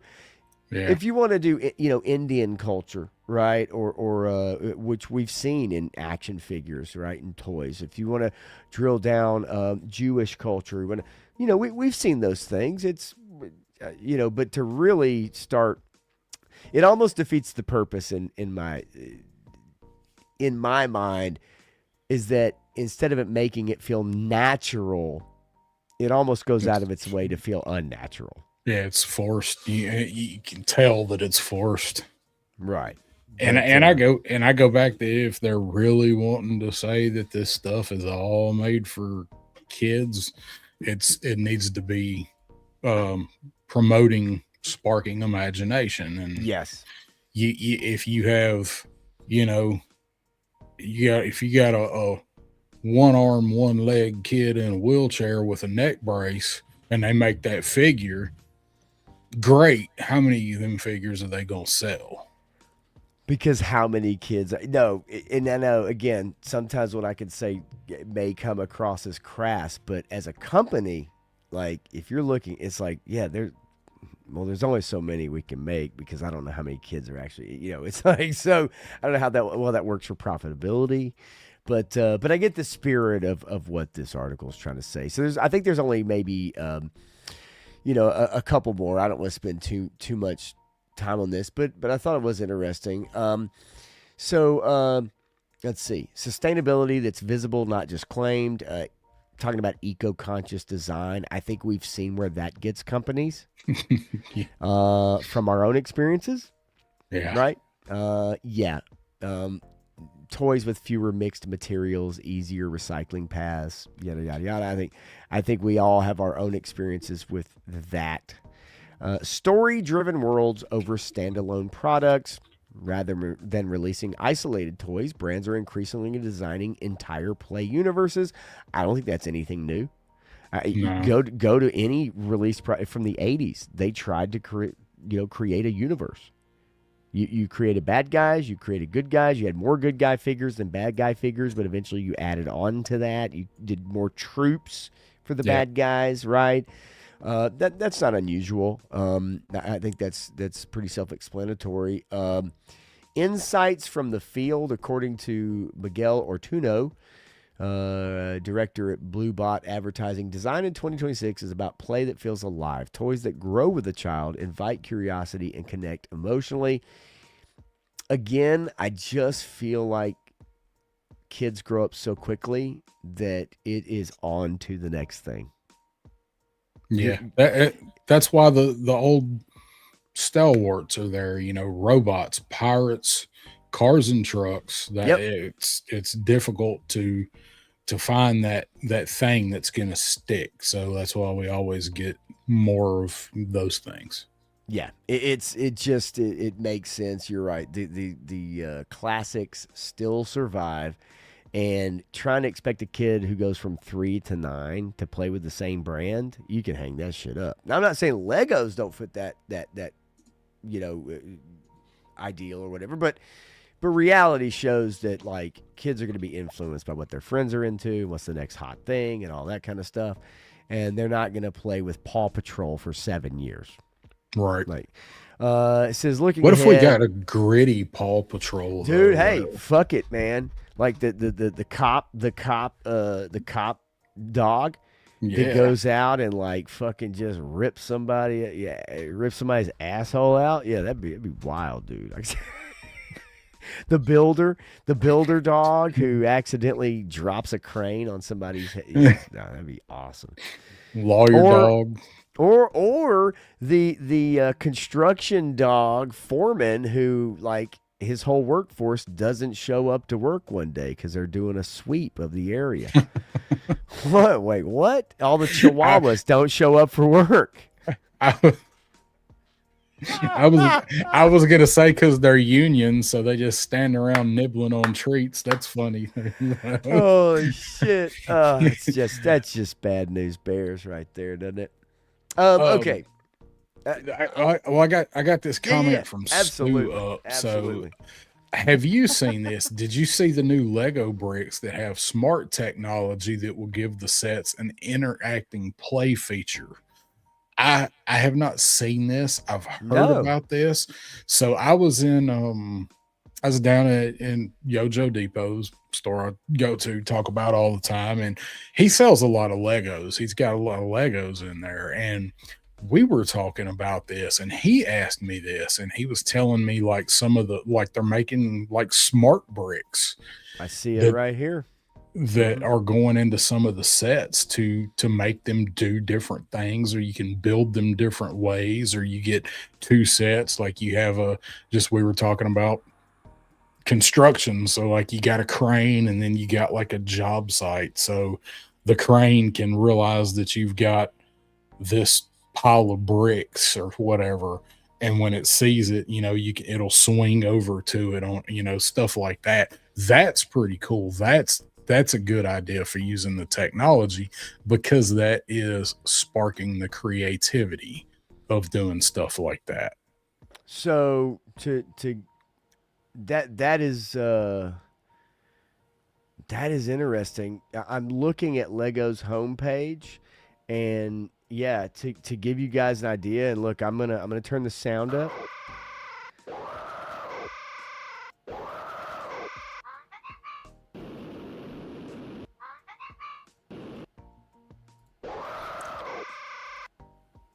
It's look, Lego is the number one toy in the world, hands down. And them incorporating smart technology makes all the sense in the world. If you remember the Star Wars figures that came out, and as you got them closer to each other, they would say stuff to each other. They would mimic, scenes from the movies. Yeah, this I mean, of course, there you go, right there. X-wing fighter, baby. You know what I'm saying? Like, yeah, that's pretty wild. Does not surprise me in the least. This is quite interesting. Now, of course, here's the trick with that: they can charge a lot more money. Oh yeah, for the smart play. Yeah, he said they're gonna be pricey. And of course, go ahead. I was gonna say they'll sell. This hits the market right, and even for, I mean, so many adults that build Legos, right? I mean, look at the prices of Legos. Well, and you're absolutely right, and that's the thing that a lot of times I don't think anybody necessarily forgets. But what I do think is that sometimes, unless you go and look at the prices of them, it's outside the house Lego bricks. And Liquid says parents love sound features. It's bad enough you step on those sons of bitches in the middle of the night. It's a whole different story when they start making sounds and shit. And then you're really pissed off. So they come out with an adult smart Lego brick sets. So when you do step on them at night, you're like, oh, son of a bitch. But you can program them. What if they get where you can program them? Well, that's the next step, right? Like, USB or Wi-Fi support and NFC support or whatever. And it's like, reprogram your bricks to say something. Can you imagine how awesome that would be if you had a programmable sound chip Lego brick and you programmed it with the sound bite from Transformers the movie, where Starscream has to shoot his foot and he flies off and he goes, "Ow, my foot." Dude, oh my God. That's where we're headed.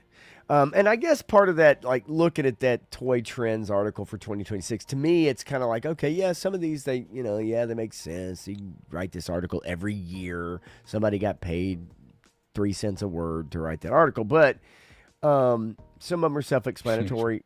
Nothing there I saw really was outside the box, right? And, I don't know. But what that showed, that Lego, I mean, yeah, that is... right. And again, Lego, they just kill it. Like it is. I mean, I remember a time, I think we all do, where Legos were really not, before they started licensing brands or before they started really buying it, it was pirates and it was cavemen and it was dinosaurs and it was like cities and that was about it. I remember going into KB Toy Store or, whatever toy store at Circus World and, whatever. And it was like, those were your Lego sets. And Lego was not, it's like, okay, those are kiddie things. And yeah, there's adults who build Lego cities and stuff. But once you start incorporating the brands, and then, of course, now where they have the Friends Cafe or they have the Friends Apartment or they have the Office, or Seinfeld, and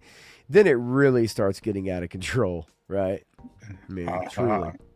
And we've talked about the resale and the aftermarket on Legos. Like there was a article a few years ago when the stock market wasn't doing great that Legos were a better investment than stocks at the time. Yeah. And SCS Dog saying Legos sliding into the nanobot tech. Hashtag Skynet. And Stu for Lunch kind of hits it there too. Is that it was just knights and pirates. It was basic bitch shit, and it wasn't anything that was like gotta have Daenerys and the dragon, right? It's just kind of like there's a dragon in there, but it is a different story now with Lego. You talk about not a turnaround, but you know what I mean. Like, it's crazy where it's at. And Clint's made a couple comments about the Hogwarts, the Harry Potter Hogwarts stuff.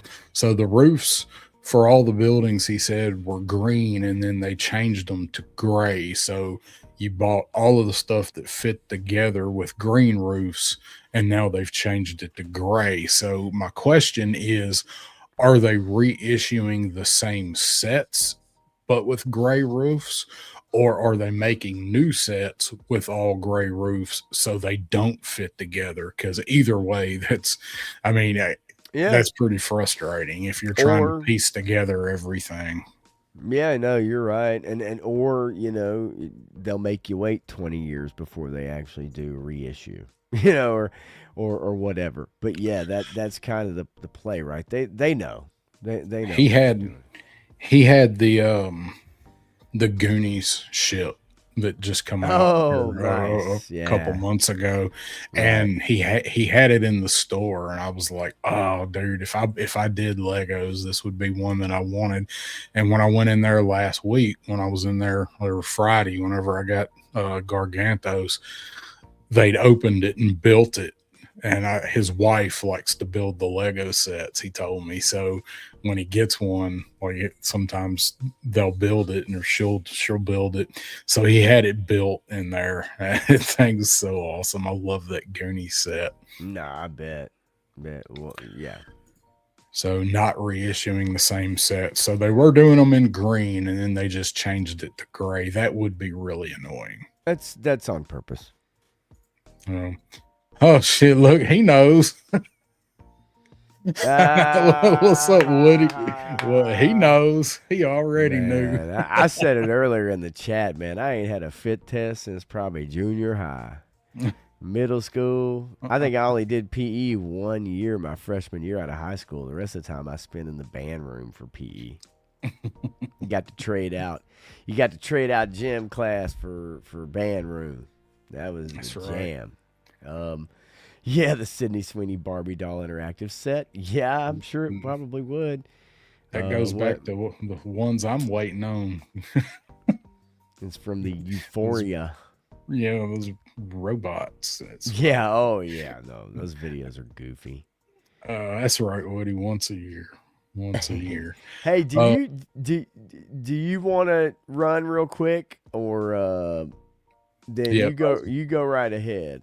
About to say that. I'm gonna go grab me some coffee and get rid of this cup of coffee, and I will be right back. You are golden. Got a couple quick things I want to bring up when we get back, and then we'll talk about some Energon. Yeah, for sure. But there's a couple things I was looking at that I kind of wanted to bring up, and I was hoping, because we watched the Motu teaser trailer earlier, which I thought was really, really fun. And of course we get the big, or at least a trailer tomorrow. And I can't wait for that, because that was super fun. But I saw some pretty cool stuff that I want to share. Let's see here. Come on, baby. And see if you guys have kind of checked out some of this stuff here. Let me get it over here so I can scroll down. The 1/6 The Crow scale figure by Infinite Statue. So I want to know, how many of y'all out there have some of the statue, or the Hot Toys, or the because some of this stuff is just amazingly expensive and out of my reach. But I kind of want to know, how many of y'all out there do maybe collect some of the more expensive, and I'm not trying to tell you to give yourself away, I guess, in a sense, but is there anybody out there that does collect some of the more expensive, like hot toys and stuff like that? This is pretty freaking rocking. Like, this looks fantastic. Like, absolutely fantastic. I would love, there's a couple of the hot toys that I would love to have. I mean, I just absolutely would. Some of the Star Wars stuff, man. And I know they're crazy expensive, and for most of us they are out of reach. But just curious if anybody has one or two. Maybe it was a gift, a Christmas present, something like that. But it's a dream of mine, I'm not gonna lie, to have a Prince action figure. And I know that there was one that was released. I'll bring it up. Let's see if I can find it, because there's a few of them. But there's whether it's a statue or whether it's him in his Purple Rain jacket. But I know that there was the PCS figure, I remember. And I'll share this tab instead. I would absolutely love to have this figure. I'm a huge Prince fan, and I just the cloud guitar, like oh my gosh. And $1,254, folks. $1,254. I've seen some that are not this expensive. There are some cool Prince figures out there that I'd like to have, whether it's like a Hot Toys or something like that. But yeah, man. I used to collect miniature guitars. So you could get this guitar, and I used to have it. It sat on a stand. It had little strings on it and everything. I had an Eddie Van Halen one. I had a couple Prince ones, man. They were about $30 a piece, something like that. I used to grab those. They were super, super cool. Let's see here. What are you guys saying? If I had the cheddar, I'd be all over this. Yeah, no doubt. Stu started physical therapy this week for my shoulder pain too. Yeah, no doubt. I hope that goes well, man. I hope that absolutely goes well. Christopher Reeves, Superman. Let's see if I can find that bad boy. As a hot toy? How much is the Prince statue? It's like $1,200. Whew. Yeah. Does it have part of his ghost in it or something? It should. It absolutely should. Does it come with pancakes? It should also. So I do see a 1/6. I'll share this right here. I do see the 1/6 Superman Hot Toys 1978 action figure.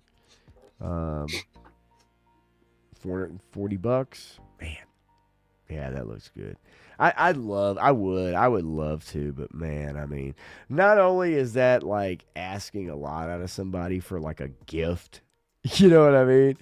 But like it is ridiculously expensive. Some of the Anakin Skywalker ones that I've seen, right? Some of the, I mean, just the Vader but I think that one that's coming out with the whole chair. Oh yes, with crispy Anakin, and it's got the whole thing mask and. Oh yes, thanks so much. I will say this: I may very well in the near future might start and trying to dig into some of the Fallout figures. If I'm gonna start looking into something, I think the Fallout stuff is maybe where I go next. They look really good. They're just McFarlane. That's what I hate. But there are others out there from the past. Yeah, it just depends on what you want, statue or whatever. But yeah, the Fallout stuff, man, is maybe kind of my next jam. Damn, what's happening with my? Nope. Might be time for a new mic stand. All right, so give me a second because I am about to burst, bro. Like, I've had a lot of coffee today, 2 streams and a lot of coffee. So, but yeah, give me a sec. I'll be back. And then we're going to dig into the Energon universe and talk about this series because it is very good if you are not checking it out. so we talked about this earlier. Gridiron getting ready to ship the M113 and the Rowdy Toys tank, which I don't have pulled up, but those are both shipping. I saw that earlier this week. I actually sent this to Crow when I saw the Facebook post from Gridiron because he hadn't seen it yet, and he was happy because he did order this. This thing looks awesome. Anybody order this or the Rowdy Toys tank? But I like this thing. It's just so much more versatile, I guess, and they've already got the kit for it that I likes, the ambulance add-on. And it's on sale, $5 off right now. So it's only $50. But go back to the tank. So I really like this thing. I just like it's more of a utility kind of thing. So I just wonder if anybody ordered it. 300 bones though. So that's kind of where they get me, but stuff looks great. But I just wondering if anybody ordered this. I just think this thing looks so neat. You can put so many people in it. Again, got the ambulance topper for it that you can put the other stuff in. And who knows like what they'll wind up doing. I wish they had a picture of it here, showing everything on it, because I don't think, was there one on the main product page for it? I don't know. So I thought there was one on here somewhere, but I really like the ambulance kit for it. Every other gridiron vehicle for you. So I guess you skip this one. So the next one will probably be, I think they'll do another big one like the Phalanx was. I mean, I think it's sold pretty well. So I can see them probably dipping into something else, real world like. They hadn't done like you think Gridiron will do an actual tank, or do you think they'll stick to more real world kind of versatility things? Because there's a lot of tanks out there, but there's not anything like this other than this one. So I just wondering if anybody thinks they'll actually do a tank with the Ramen Hunter and now the Rowdy Toys. And you gotta wonder somewhere down the line if Hasbro, are they going to do a tank? Yeah, I know. There's Tony saying real world stuff. Because that's a niche, right? Like doing the actual real world type vehicles. Nobody else. Everybody's got their fantasy element or their semi fantasy element with it. So did you get one of these, Tony? Because you didn't get a Phalanx, did you, Tony? I don't think you got one. I don't remember. Did you get one of these? No, you're right down the screech and run over there and pick it up. That I can't remember if you ordered that. I didn't think you did. But anyway, those are shipping, and if you've been following, did not. Okay. Couldn't remember. So if you do follow ramen over the last couple days, very, very tempting for me, because you guys know I like my ramen stuff. The musk layers are starting to ship out. He's put up a few videos over the last few days of the construction of them, and I probably should have had that pulled up, but I didn't. But he's been posting it on Facebook and then on his YouTube page, where he's done some videos showing how the musk and all the individual components of the Super Musk, how they're packaged, and he shows how they fit together. So he's got a demo video for them out. So if that's something you guys are even curious about, seeing how something that large is going to be packaged and shipped, and also how to assemble it, check those out. I still want that musk layer, and I'm still trying to for me, it was either order that or order the Snowcat at the time. And I got the Snowcat, still trying to work out the math on ordering the Musk layer because he's already said once he hits a certain amount of them, like that's it. So, maybe he reissues part of it later in something else in another color or whatever. That's what he likes to do, is never issue the exact same thing. He's going to change it a little bit. But if you ordered one, they are starting to ship out, I think, this week. So I'm still on the fence. I actually emailed him because I had a question about ordering parts of it. So I'm waiting to hear back. I really want that thing because I want to put it right here for reviews and pictures. And the whole thing is the size of this table. So if I did order the super, like I can't put it all right here. I can only put half of it here. But anybody that's seen that thing in person, like it's not just a background thing. Like you can actually make it your shelves if you wanted to. Like you could put it up and put figures on it. So if anybody didn't see that, they are getting ready to start shipping it out. Get the Goonies Lego set instead. It will hold its value better. I don't know about that. Google some of the first ramen racers and the Tiger Orange Dukes cars. Look that up on eBay. They hold their value pretty damn well. But you might be right in the end. Maybe the pirate ship. And also one other thing I saw is there's a exchange going on Facebook. Ace is doing the mask, the Mat Tracker helmet, and there is just a crazy exchange going on Facebook, and I haven't read it all. I've just kind of skimmed through it about people not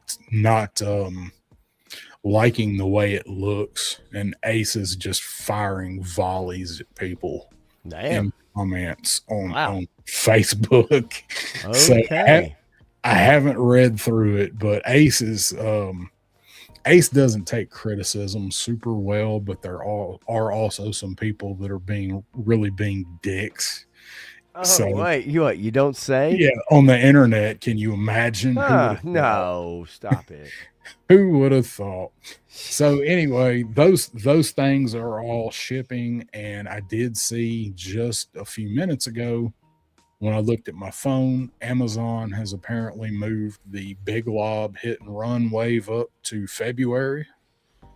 I actually checked earlier everywhere other than Amazon, and nobody else has moved it up. But one thing that I did want to see or say is Entertainment Earth again coming through with the early shit. They had the retro wave again. Crazy Legs and Zap and the female Crimson Guard, they got it early again, and it's back ordered now. It's sold out, but they had them where you could only order a case, but they had the cases of those figures. And it looked like Moody got them and put up a review on them today on all of them. But I mean, I don't know where Moody got them, but Entertainment Earth had them. So distributors and stuff. So some of your independent shops may have those figures like next week if you buy stuff from toy shops that get stuff from distributors. So I'll probably I'll check with Yojo Depot next week, and I will definitely grab Zap if they got him. So that's a bunch of stuff that I saw is shipping, in case you guys had not heard that yet. Oh, yes, Kraft, the lies. The internet is a warm and loving place to visit. Yeah, but he's comparing it to Seattle. Well, I don't know. You know, I don't know which Seattle I'd take. The one from the early 90s with Mother Love Bone and Nirvana and Soundgarden and Alice in Chains, or whether I would take the Seattle of now. I think I'd take the yesteryear Seattle.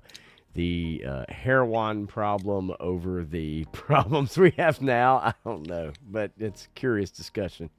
Yeah. discussion for another day. Yeah, it is.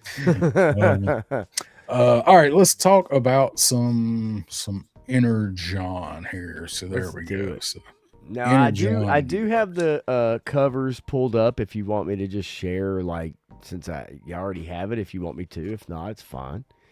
Yeah, I do pull 'em up. have those, and it's from actual Image Comics. It's from their official site. And the cool thing about this is that it doesn't give you all the variant covers until you click on one of the issues, and then you can, so you don't have to sift through it. So if you're just kind of doing a review or you're kind of looking, it just gives you like a cover, and then it kind of bangs them out. So my first question is, how many of you guys out there are reading this series? Because, if you're not, if you're collecting classified, which a lot of us are here with us, I guess my question is like, if you're collecting the classified, but you're not reading the Energon Universe kind of crossover thing, which hopefully is going to lead to more product, to more things like movies or whatever. I just want to know maybe who's interested and who has been, collecting them. Maybe you're not totally current, but just to get an idea of who out there has been reading them, because I think they are fantastic. I haven't really got your full opinion yet on it. We've talked about it a little bit, but I don't know how you truly feel about the storyline and everything. Yeah, I am enjoying it. Now, it took when we got the first titles, the 5 issues series leading up to the launch of the whole thing. I wasn't sure because those were kind of hit or miss. Like they were, like, one was not good at all. Like one of those series was not good at all to me. I agree. You can and say then it was Scarlet. Scarlet Yeah. was not very good at all. Yeah. And each one of them introduced different characters into the universe.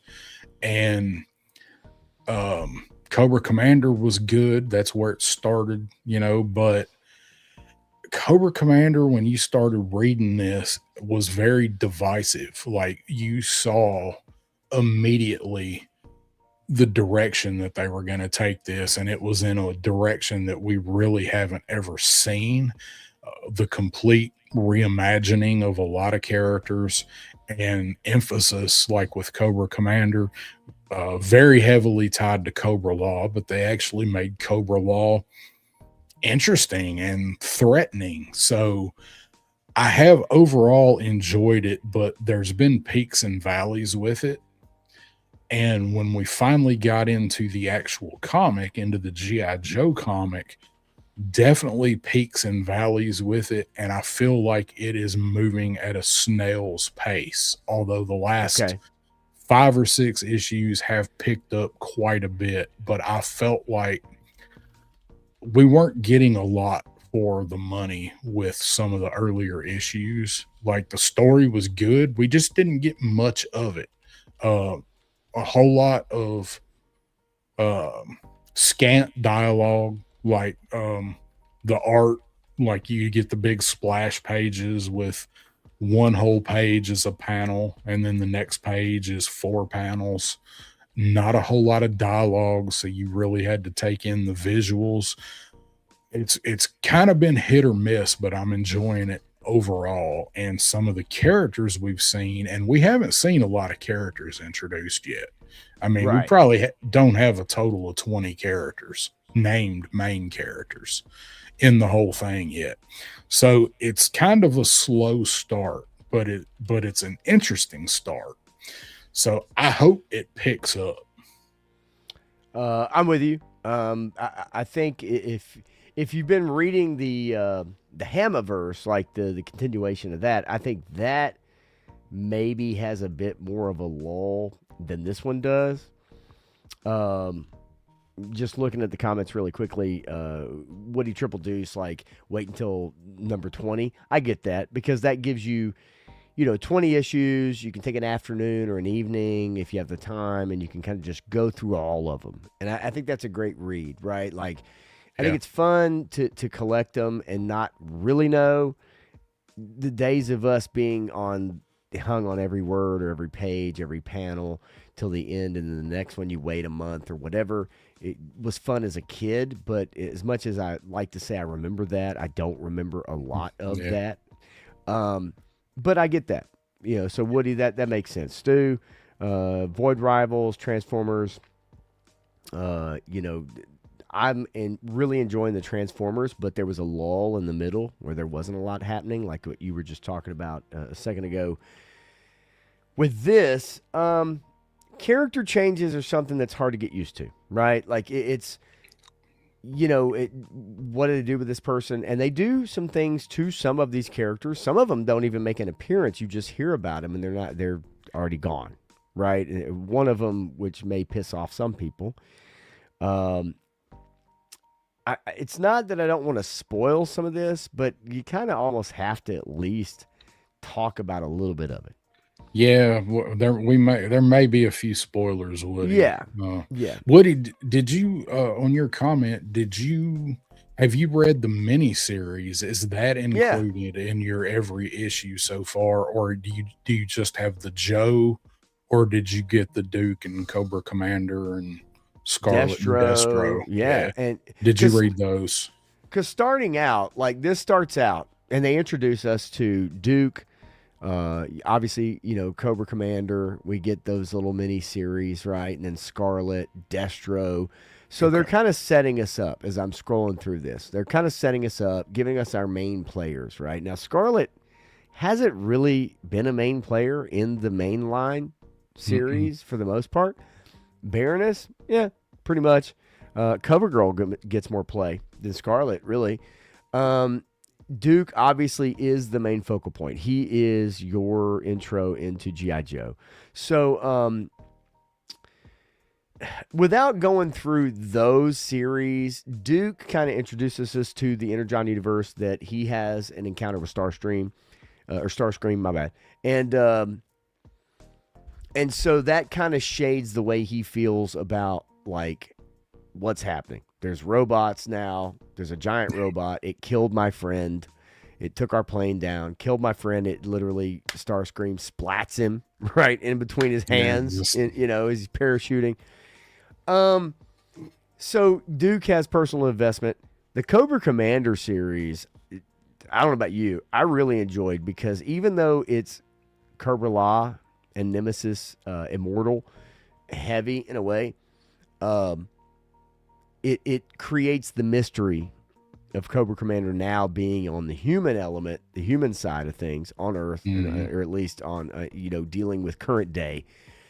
And he's cunning, he's slick, he's not invincible, but it shows him as who we know him to be, which is somebody who is not the retreat, but the quick thinking, like, pretty cool customer from that little mini issue run, right? And he is ruthless. He is fucking ruthless, man. You're right. He is. So what they've done in kind of reimagining some of these characters is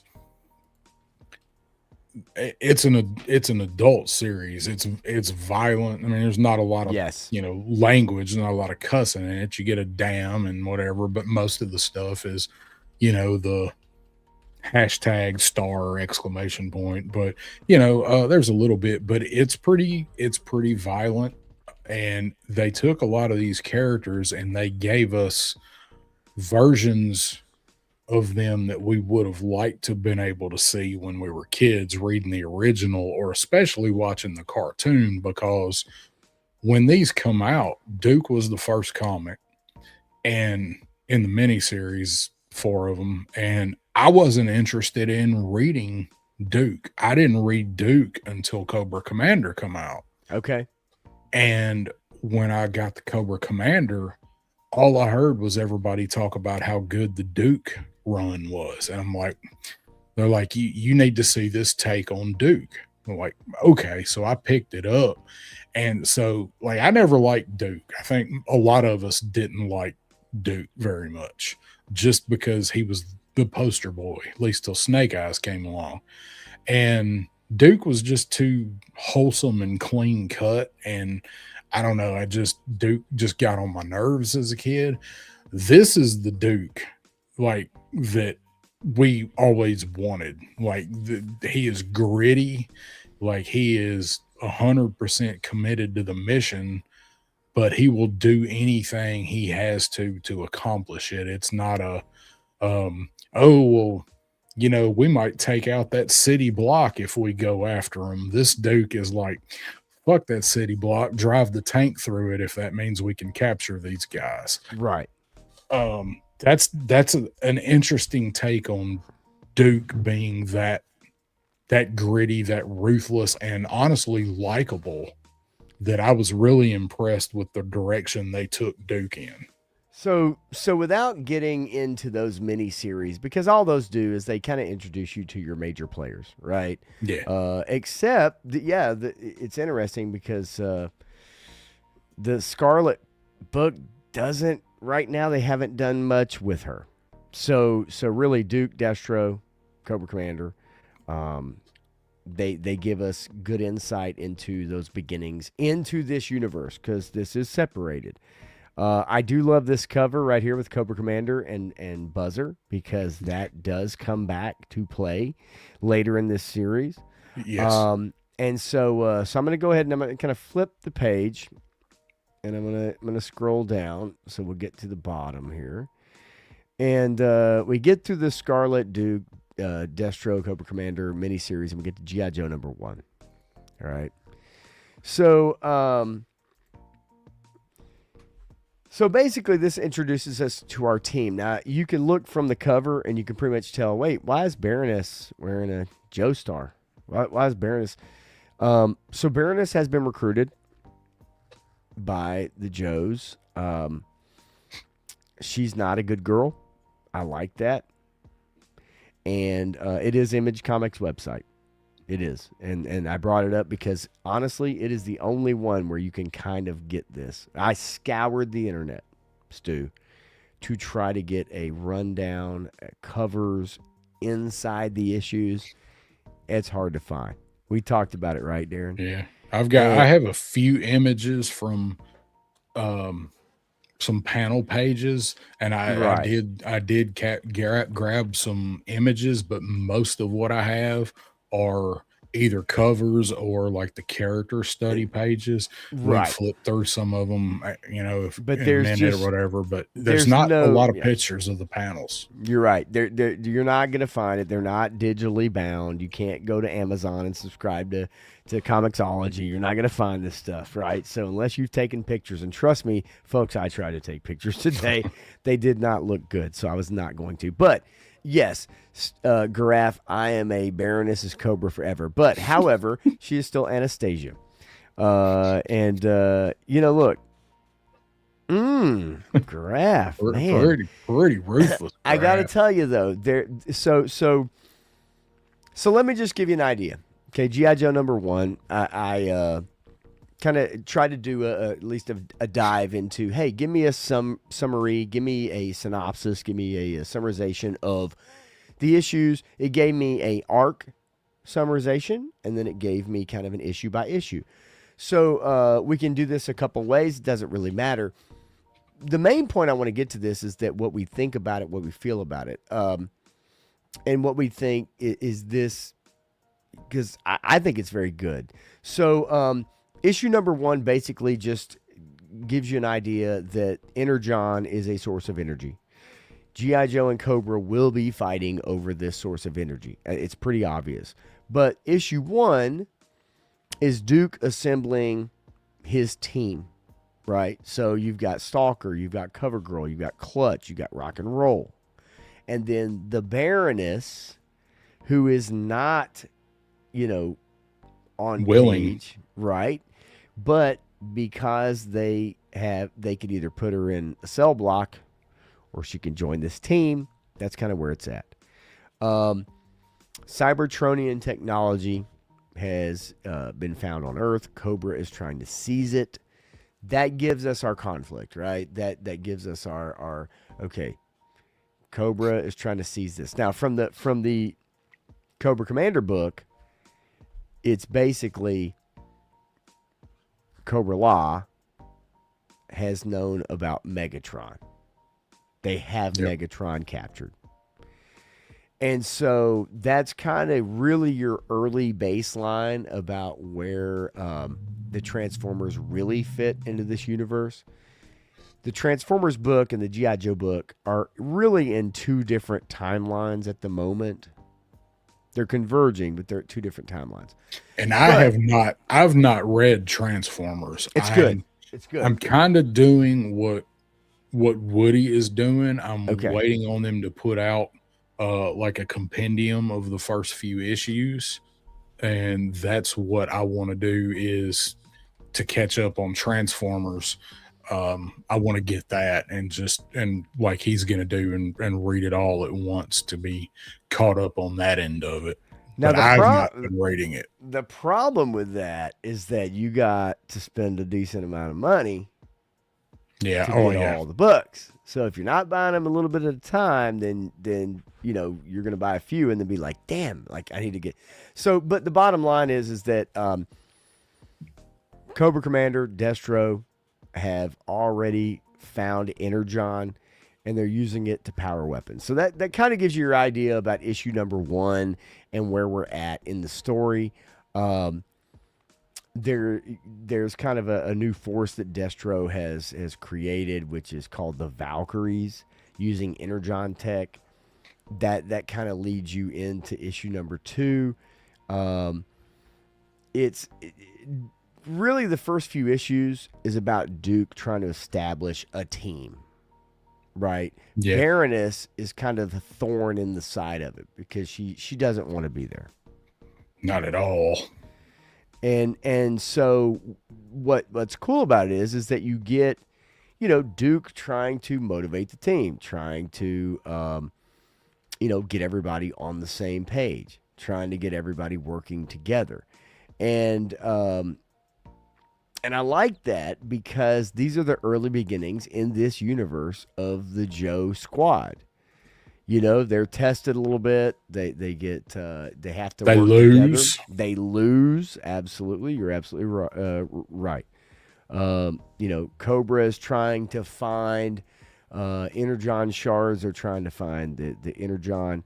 The Joes get a little bit of get some intel, and then they kind of converge on look, we've seen it. This is a common trope. It's a common kind of thing. We saw it in the classic cartoons back in the day, is they're both fighting for something, right, that they don't know a lot about or whatever. Both show up at the Isle of No Return at the same time. Yeah, exactly. And this harkens back to a lot of that, and that's what's fun about it, is that they use some of those common tropes, but the dialogue is good. The character descriptions are good.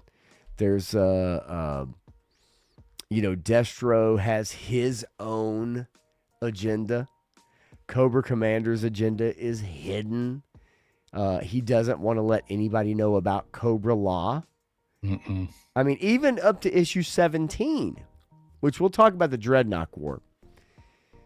Up to issue 17, Cobra Commander has not explained. He has not really said much about where he's from. He's not said much about Cobra Law. He hasn't said anything about Megatron and having him captured. And because in the Cobra Commander mini book series, Cobra Law is they're not happy with using technology.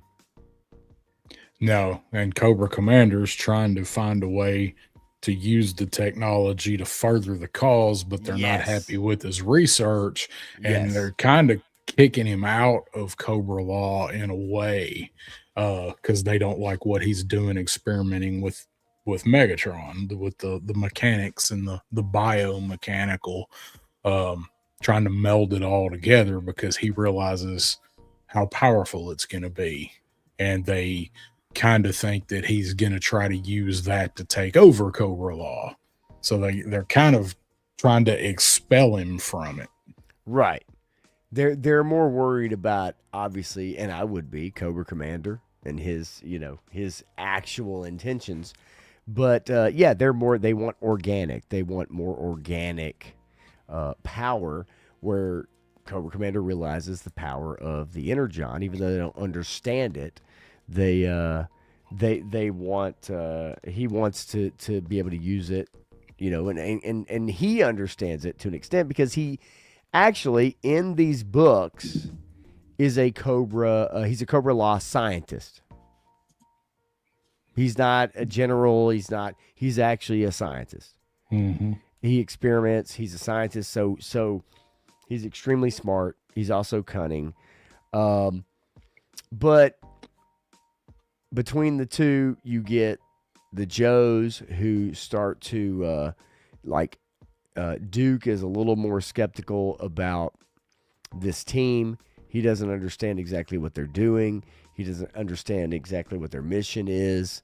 He's haunted by his friend getting squished by Starscream. Like, there are panels of it where he has his goose. His goose to his Maverick got cooked. Yeah. And so both teams kind of converge. They find signals of Energon. They both converge to a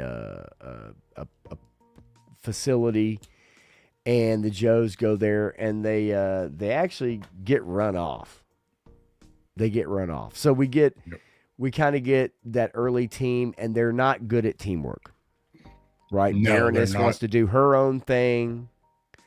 That poses some problems. As you see, even on the cover here, it looks like Baroness is like, oh, let me save you. But the reality is Baroness has her own agenda, but they're just not performing as a team. And if you don't know, the guy that Duke is punching is probably the coolest character that they've introduced in a long time, which is Risk, who is a CIA operative that is kind of planted by Hawk. Yes. To kind of work with and report on the team and kind of keep tabs on Duke. And they do not get along. No. And Baroness's loyalty is always under scrutiny. Baroness is constantly like, what is she actually really doing here? Does she give a shit? Would she rather be locked up or whatever? So that kind of hangs over the team for a few episodes. As you get into episode episode 5, because let's just jump right to episode 5, or episode. I say episode 5, but issue 5. So basically, the Joe team is ambushed. They try to coordinate a retreat, and Clutch ends up meeting up with Hound from the Transformers. Okay? So Clutch, as a by story, kind of side story, he infiltrates Cobra. He's undercover. He discovers some Energon. But as he's driving out, or as he's leaving the facility, and he's got the Energon, he finds out that one of the Jeeps he's driving in is actually Hound, the Transformer. And he tries to keep that shit a secret, which is kind of cool, because over that arc, like, obviously Duke has feelings about the robots, because Duke saw his friend get killed by these robots they don't understand. Okay. Clutch makes friends with a robot. He has a conversation, or obviously multiple, spend some time with him. And so he's trying to keep that shit on the down low. So it's kind of a cool little aspect of the comic because Clutch is one of Duke's closest and oldest friends, at least in this universe. Yeah, they serve together. And yes. And it's really kind of cool because, Clutch is finds out kind of the secret, and yet he wants to keep it like on the down low because he understands what that kind of means. And I love it because if you're reading the Transformers stuff, there are certain issues that kind of connect and go together a little bit, even though they're not in the same timeline. Like there's actually some pretty cool stuff that kind of happens between the two. Now, one thing this series does is it somewhat reinvents characters, which you and I talked about a little bit.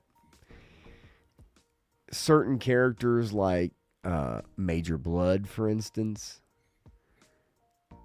kind of somewhat. Yeah, he's a pretty big one. Yeah. Let's see. I'm trying to think of who the other one is. Flint is kind of a bit reimagined. Yeah, we haven't really seen much of him yet, but we have seen him. Right. Beachhead is reimagined a little Yes. bit in the issue he was in. As was we got to see Shooter. Shooter. She had a really cool reimagining. Yeah, We've seen a lot of one-offs so far, and waiting on them to be tied in together to the bigger picture. It's kind of interesting because you're right. In the middle of this, there are kind of some one-offs, right? You get this whole Night Force team thing. Force. Flint is kind of supposed to head up Night Force, and they're supposed to kind of, find someone, which turns out to be Shooter. That's a really cool kind of thing because if you read the Destro pre-comic or the comic, you find out that Darklon ends up, controlling a region, and they have Jodie Shooter captive. Mm-hmm. And so it's Beachhead and Lady Jane Flint. It's their job to rescue Shooter. But it's a really cool kind of scene, right? Where they're escaping, and then Shooter, who has never missed a shot, Olympic gold medalist, all this stuff. And then at the end of the issue, they're riding in the back of fucking getaway vehicle or Jeep or whatever. And then she pulls out a sniper rifle and shoots the person that was giving her grief the whole time while she was a prisoner, which is really freaking cool. Yeah, it was like her one objective was to take out this one person, and on the way out, the very last thing after she's actually escaped, because she didn't want to leave, because she wanted to take out this. She was on a mission. Person. Yeah, she was on a mission actually to make this guard. Yeah, so you get Shooter. So for those of you that from a classified perspective, like you're getting characters that like didn't really get much play at all, right? So you're getting characters incorporated, so to speak, into kind of the overall kind of plot. Now, while all of this is going on, this thing comes down to Energon, right? This is the Energon Universe. So Cobra Commander, Destro, it's about the Energon tech. Right. Yeah. And it's about making laser weapons, which is interesting. And I kind of think kind of funny, man, because like early on, rock and roll bites the dust. Indeed. And the reason why he bites the dust is because of the new Energon tech, where they have these laser powered weapons that Destro and Cobra have been able to get a hold of. So it gives them a advantage. Yeah. There you go. Yeah. I was able to find that image. That's rock and roll in issue 1, wasn't it? I think 2. I think it was 1. One or 2, but rock and roll ends up getting absolutely lit the fuck up. And I thought he was going to survive. I'm not going to lie. I did too. I thought they were going. I remember me and Crow talking about this when we read it because he read it before I did. He was like, "You might not like the way this ends," and we were actually talking about whether or not he was going to be able to come back from this. Yeah, that ain't happening. And what's interesting about this series is that those of you who are fans of Thrasher might not be real happy. Yeah, And what's interesting about that is that it's just a mention. yeah, It's not even yeah. a You don't panel. you don't even see it. It's a mention.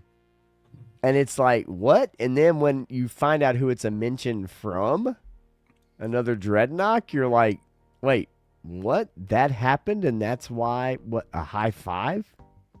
Yeah, Because Buzzer ends up becoming a somewhat, not central character, but a tertiary character who, from the Cobra Commander series, the little mini-series comics, comes back into play here in a few issues. And a comment he makes about high-fiving Thrasher it makes no sense at all, to be honest with you. But Thrasher is no longer with us. Let's just say that. Thrasher's no more. Right. So issues 7 through I think 11 really detail Major Blood. We get Major Blood, who is obviously a mercenary, but he is tracking down the Baroness. And he is trying to get favor with Cobra Commander. And the Baroness, who has been with the Joes, who don't trust her, wants to go on holiday. And they decide to send CoverGirl with the Baroness on holiday. And when she goes on holiday and CoverGirl's there, they go to a cafe. And who do they see? Who do they see while they're on holiday? It's her parents. That's right.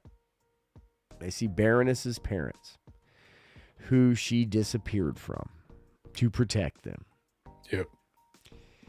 And all of a sudden, who do we see shows up under the command of Major Blood? We get to see a now fan favorite of G.I. Joe Classified. Who do we see shows up to? Raptor. That's right. We get to see Raptor. Looking just like the figure. Just like the Classified. I mean, it is, yes, absolutely. And so Raptor is like, hey, I'm going to take out your parents. So then the fight ensues with Baroness and CoverGirl trying to save Baroness's parents without Baroness's parents seeing her because she doesn't want them to see her. Not a major plot point, but the fact is that it's Major Blood going after Baroness because earlier in the comic series, she is the one that took out his eye. Yeah, he started with 2 eyes. He started with 2 eyes. So the Baroness takes out one of Blood's eyes. Well, ultimately, Blood captures both of them. So it is CoverGirl and Baroness captured in a pit, so to speak. And Major Blood's like, hey, look, you know what? You kill her, and I'll let you out. Whichever one, whatever. You do the deed, this and that. Yeah, And Blood's pretty damn ruthless in this. I mean, yeah. He's always been that way, but like he's just a dirty fucker.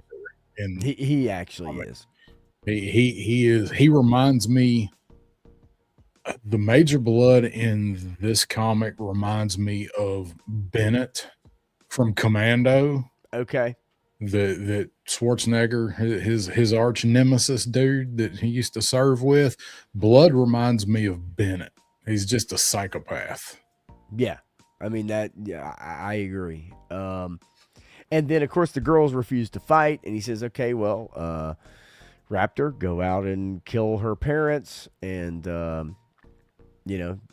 if you refuse to fight, then we'll just kill your parents. So Baroness, CoverGirl start fighting each other. kind of devises a plan where they're going to get Blood down in the pit. And then what happens is Major Blood gets blinded in both eyes. I did not expect that. Okay, I kind of did, actually. I did not expect it, but they basically are, playing a role where they pretend, they're fighting each other, but then obviously it's to lure Blood down into the pit. And then he gets blinded in both eyes, and then CoverGirl goes and actually saves Baroness's parents. And I was like, okay, this guy's fucked, right? Like, but as you just showed there, Destro finds him, and actually they end up hooking him up with whatever tech they hook him up with, and now I had a feeling. Yeah. I had a feeling that's where that was going. So this is him later when you kind of have you get an idea. They hint at what they might have in store for him. Yes. And you see him a few issues later. And so that he has the new red classified eye patch, but he has it in both eyes. Yeah, both eyes. And so it is cool. And I'm in. Like, I'm in. Okay, fine. When you read the issue and you see the comments and you hear Major Blood and he's talking to Baroness and talking shit to her and back and forth and all that kind of stuff, and you can't beat me, and and then she blinds him in both eyes, right? It's like leaves him there, leaves his ass, right? So you can only imagine what that's like. So that was a fun little arc. The Night Force covert op rescuing Shooter from Darklonia is really cool. Really great scene with this prison guard chick who's this big old gal. And she plays softball. She plays softball.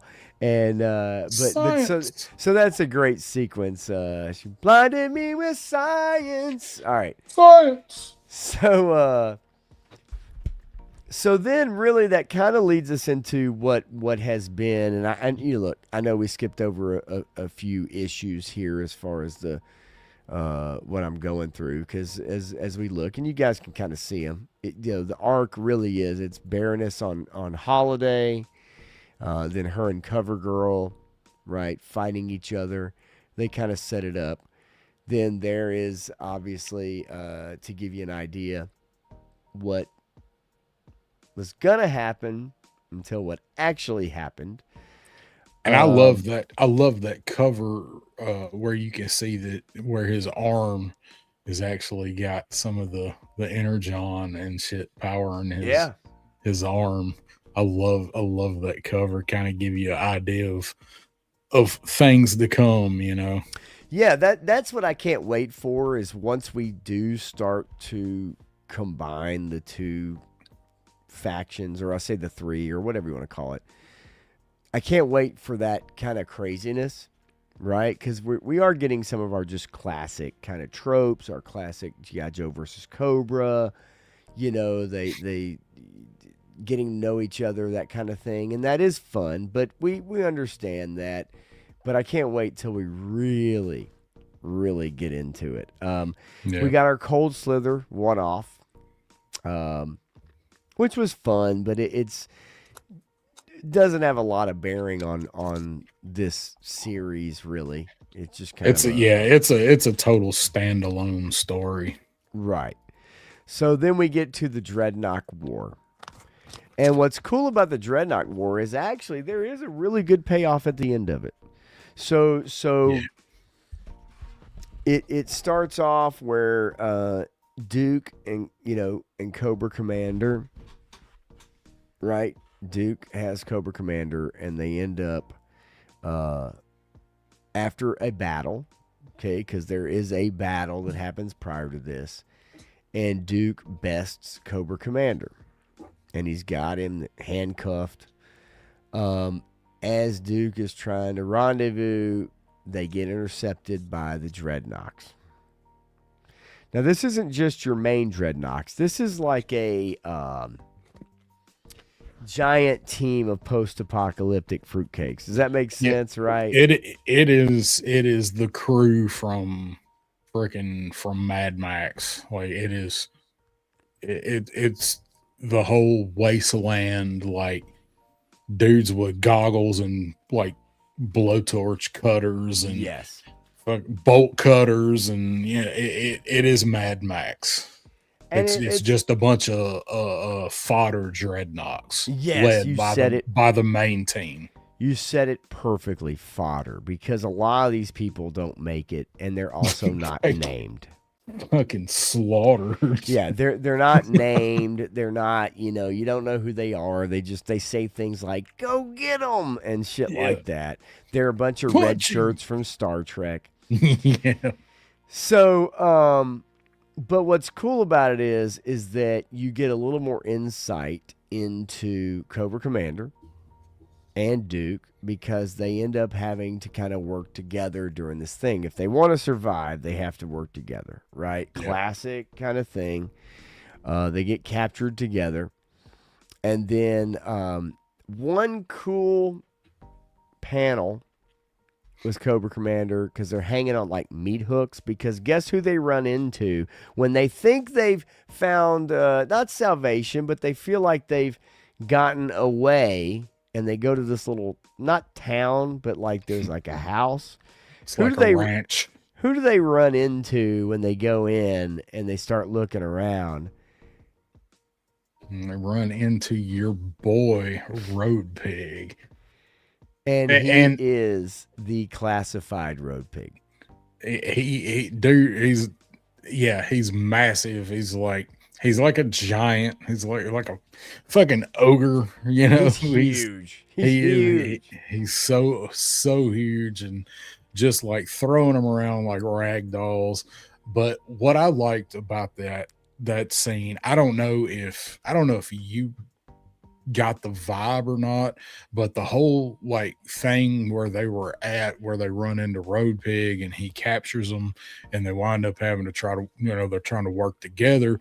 I got Texas Chainsaw Massacre vibes from that whole thing. Like it's this dilapidated ass house, and there's pigs running through the living room and shit. Right. And he winds up like hanging them with cuffs, like on meat hooks, actual hooks. And you actually even get to see Raucus. Raucus is in it. Although Raucus kind of vanishes later, but totally vanishes. But you actually get to see this Road Pig that we know and classified, and he is every bit as intimidating as they tried to make the figure, and looks just like him, and has the mask, because at one point he puts the mask on with the tusks and everything, and the hammer. I love you get to see his metal pig hammer. Yes. And the whole way they did it, they did a nod to the cinder block of like, well, that's a one-use weapon, because as soon as he hits something with it, it's gonna fall apart. They actually acknowledge that, and then he grabs the metal pig hammer. I thought that whole introduction and everything with him it's just weird that he's there in the middle of nowhere, but the way they did it was like a horror movie. It was done like a horror element, and I really dug that. No, I agree. Let's say what's up to Allison. What's going on, Allison? What's up, Retro Toy Princess? I agree. The way they introduced Road Pig, and the thing of it is, though, Road Pig's not a dreadnought. No, he's on his own. Like this is kind of his house of horrors. And when Duke and Cobra Commander are in the house, they're looking around, and there's bodies. There's like people that are hung. There's, headless. I mean, it's obvious that this is literally, it's reminiscent of Texas Chainsaw Massacre. And that it's really cool. And but you realize Duke and Cobra Commander have to kind of work together. Now, we also know from the tried and true tested trope that one of them is going to cross over the other, and we know pretty much who that's going to be, right? Yeah. So the Joes are able to pinpoint Duke. Hawk has gone to meet with Destro, okay, to try to work out some kind of something, right? Hawk has Cobra gone- Commander's kind of MIA, so Destro's doing Destro things and trying to maneuver Take himself over. into Cobra. Yep, you're right.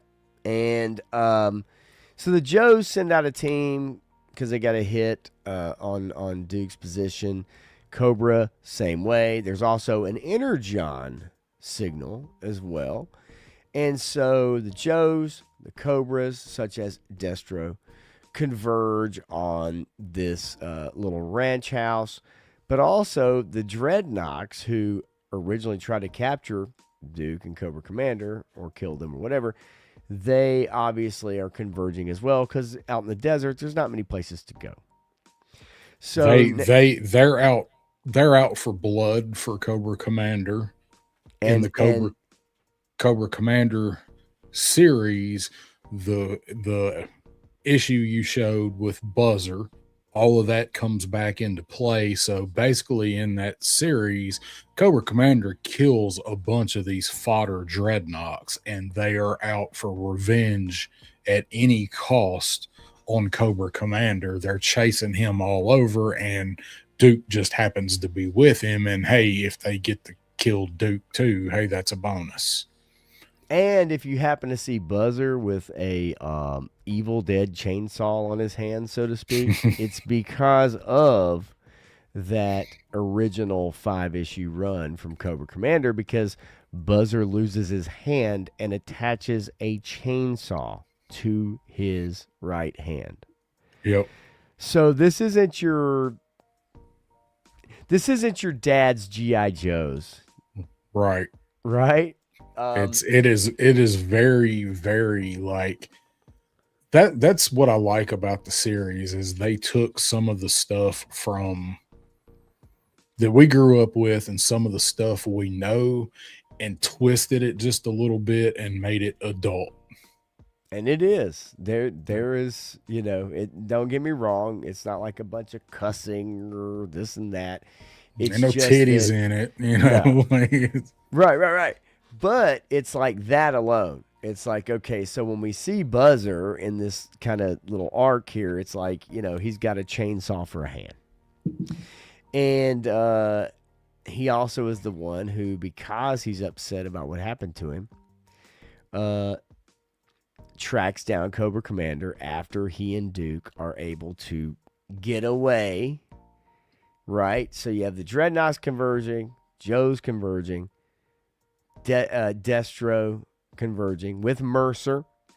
And we didn't talk much about Mercer yet. We didn't. I mean, he is in it. He is part of it, right? But it's loyal to Destro. It's Destro's enforcer. Yes. So they all converge, and the culmination of the Dreadnought War is that Duke and Cobra Commander are escaping for their lives, and then get separated. And Buzzer goes after Cobra Commander in a cave. And the Dreadnoks are closing in, and then they hear all this noise, and they're like, "What in the hell is going on?"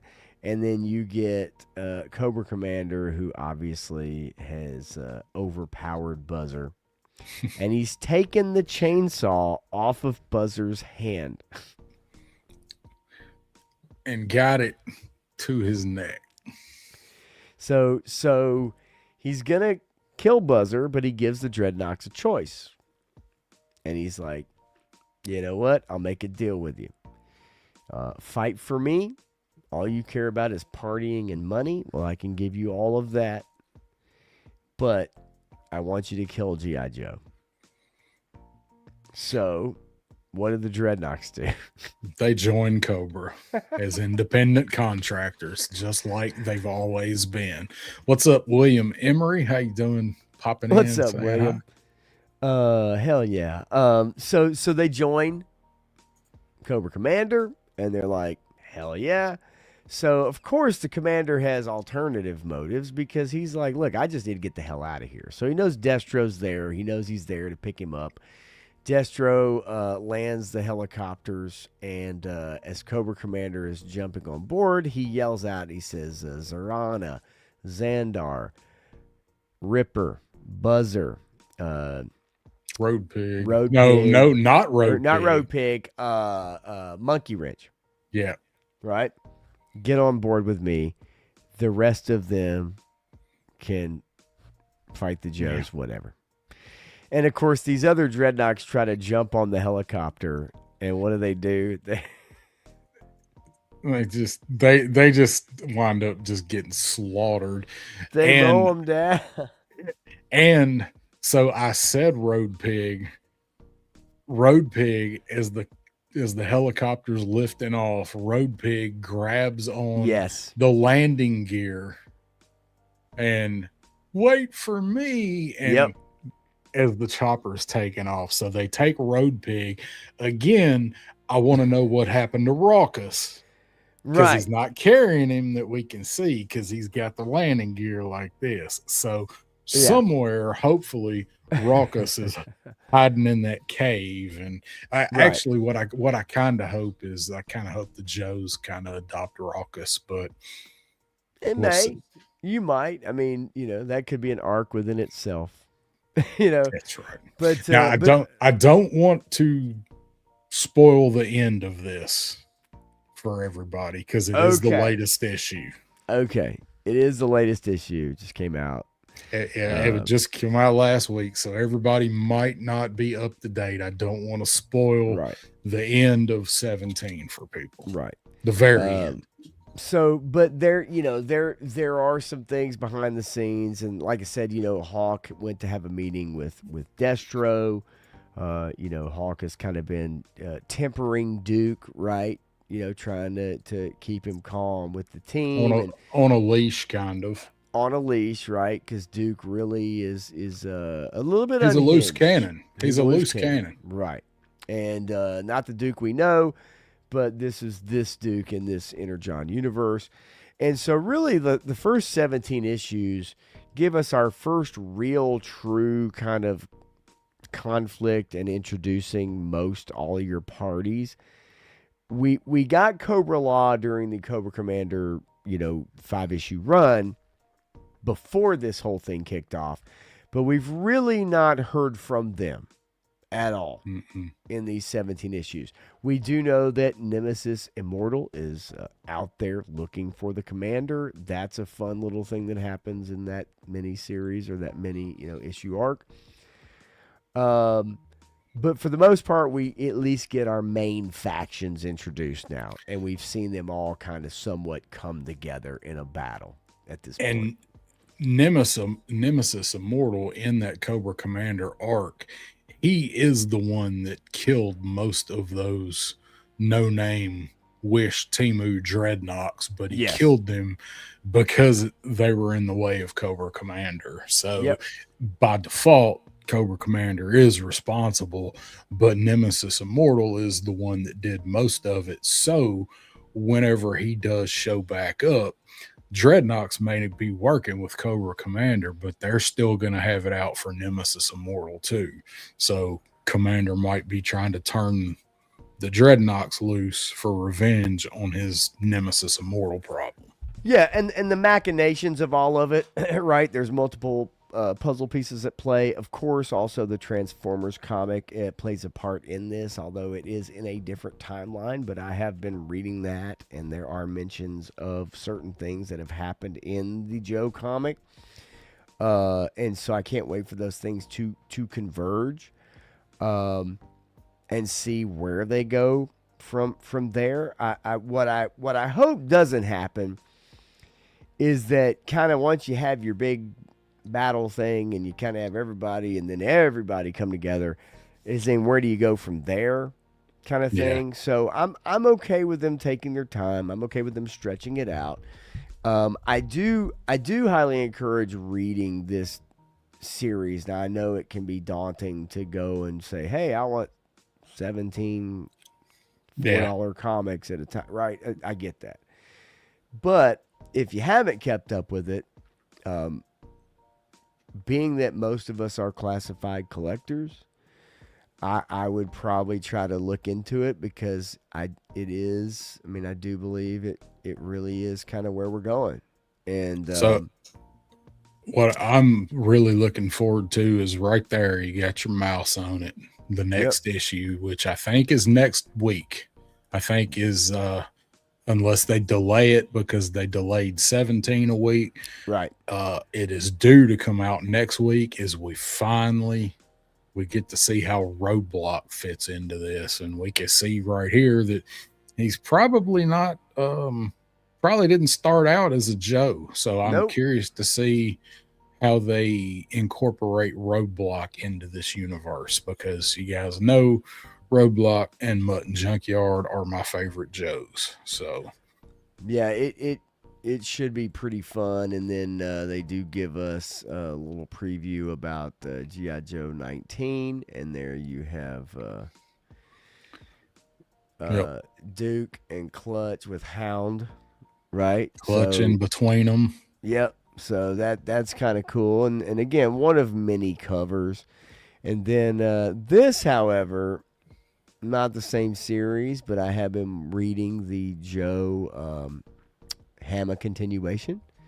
But then this is one of the covers from the March, and that's the G.I. Joe number 20. And so we finally maybe will get the introduction of Optimus Prime into this comic, which we have not had yet. Hound is really the only one that's been, brought Hound in. But, and Megatron. I mean, way back in the beginning, who vanished, who's gone. We don't know where Megatron is right now.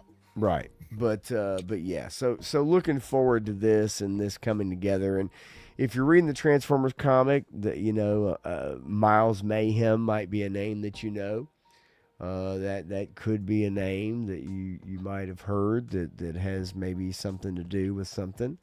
So that's kind of a fun crossover there within the Transformers comic. So yeah, it's pretty good. They're setting up something. I hope we get a cool payoff with it all, whether that's animation or a movie or something. Well, supposedly the series is confirmed and happening. Okay. Now, that's something I wanted to try to find the article for today, but supposedly the series, which I think still Robert Kirkman, the animated Energon series is supposed to be coming. And Matthew, that's right. Starscream, we talked about him. He killed Rock and Roll, and he killed Duke's buddy. Or no, he killed Duke's buddy. Yeah. And then he is absconded. That's right. We did talk about him. What's up, Adam? Shark Eyes. How you doing, mate? And I got one real quick. So you talked about Miles Mayhem. So we did see this. There's Matt Tracker. Gonna be showing up at some point.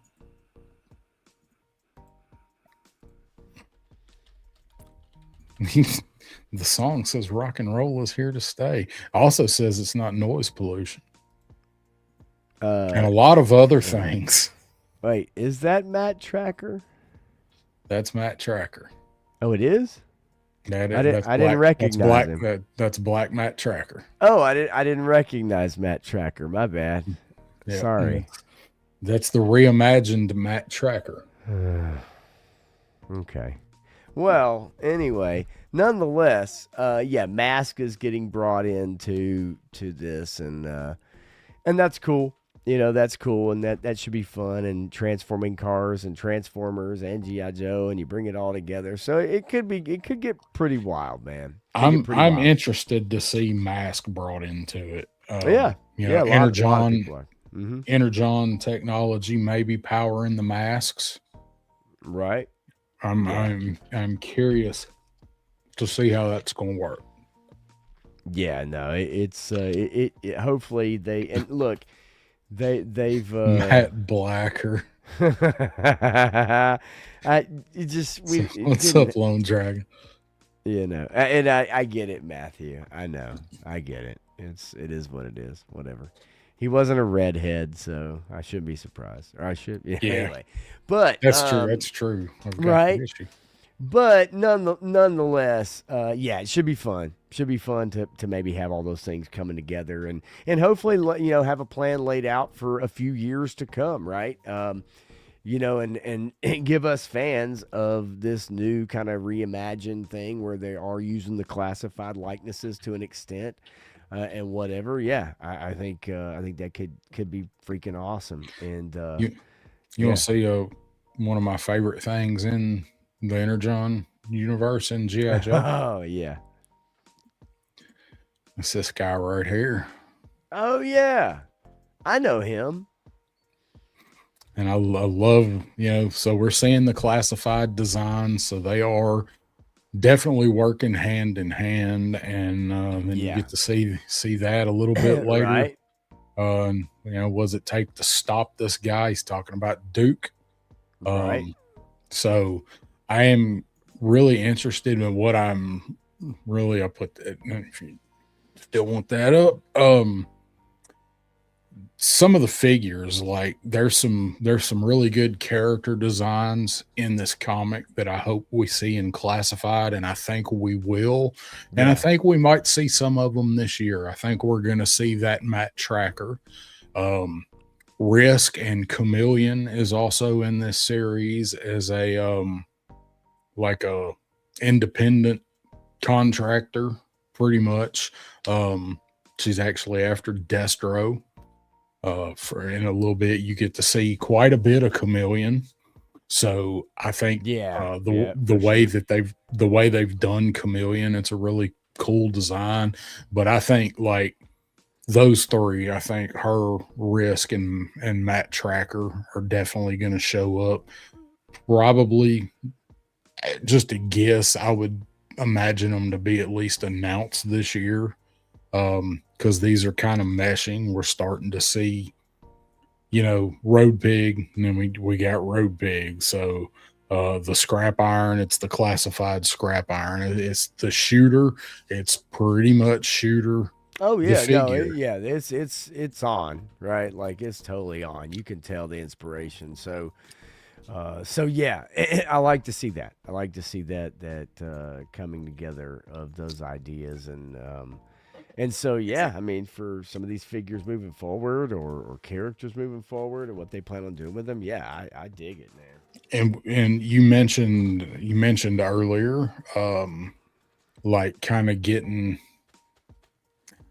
fatigued with the line and some of the stuff we've been getting, and that's what we've been saying all along. Is you said it, actual words, how do you pump new blood? What's it going to take to get people reinterested in the line that are kind of getting like meh, okay. Right.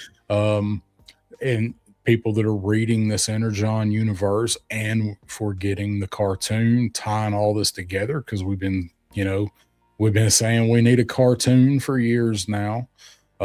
Something along the lines of Resolute, more adult cartoon. An Energon universe cartoon would have to be, at least like a PG-13 or something, anime levels. And tie all that together, start giving us figures that we're seeing in this comic, in this cartoon, maybe get some younger people interested in the line, but at the least give us as adult collectors and fans stuff to keep us interested and keep us going with some of this newer stuff. Yeah. So I agree.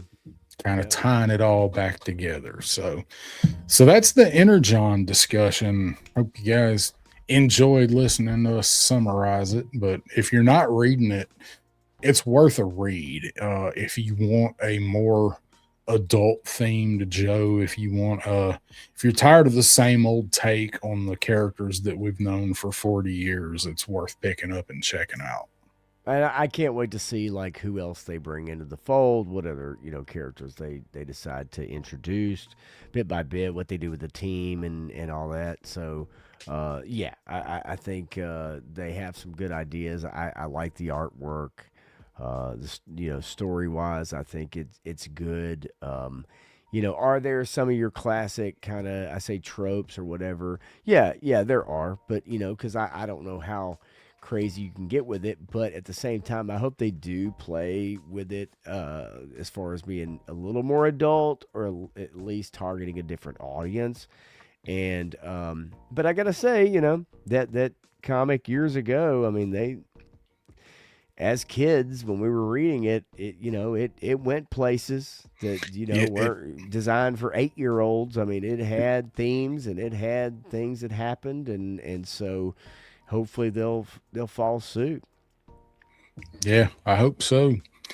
See, no, man, just my beard, just my beard and my goatee. Hair's still there. I didn't have to cut it I had to do it for work for respirator fit test. So I had to shave for a meeting today. So I planning on, as of about 6 o'clock last night, I'm growing it back out.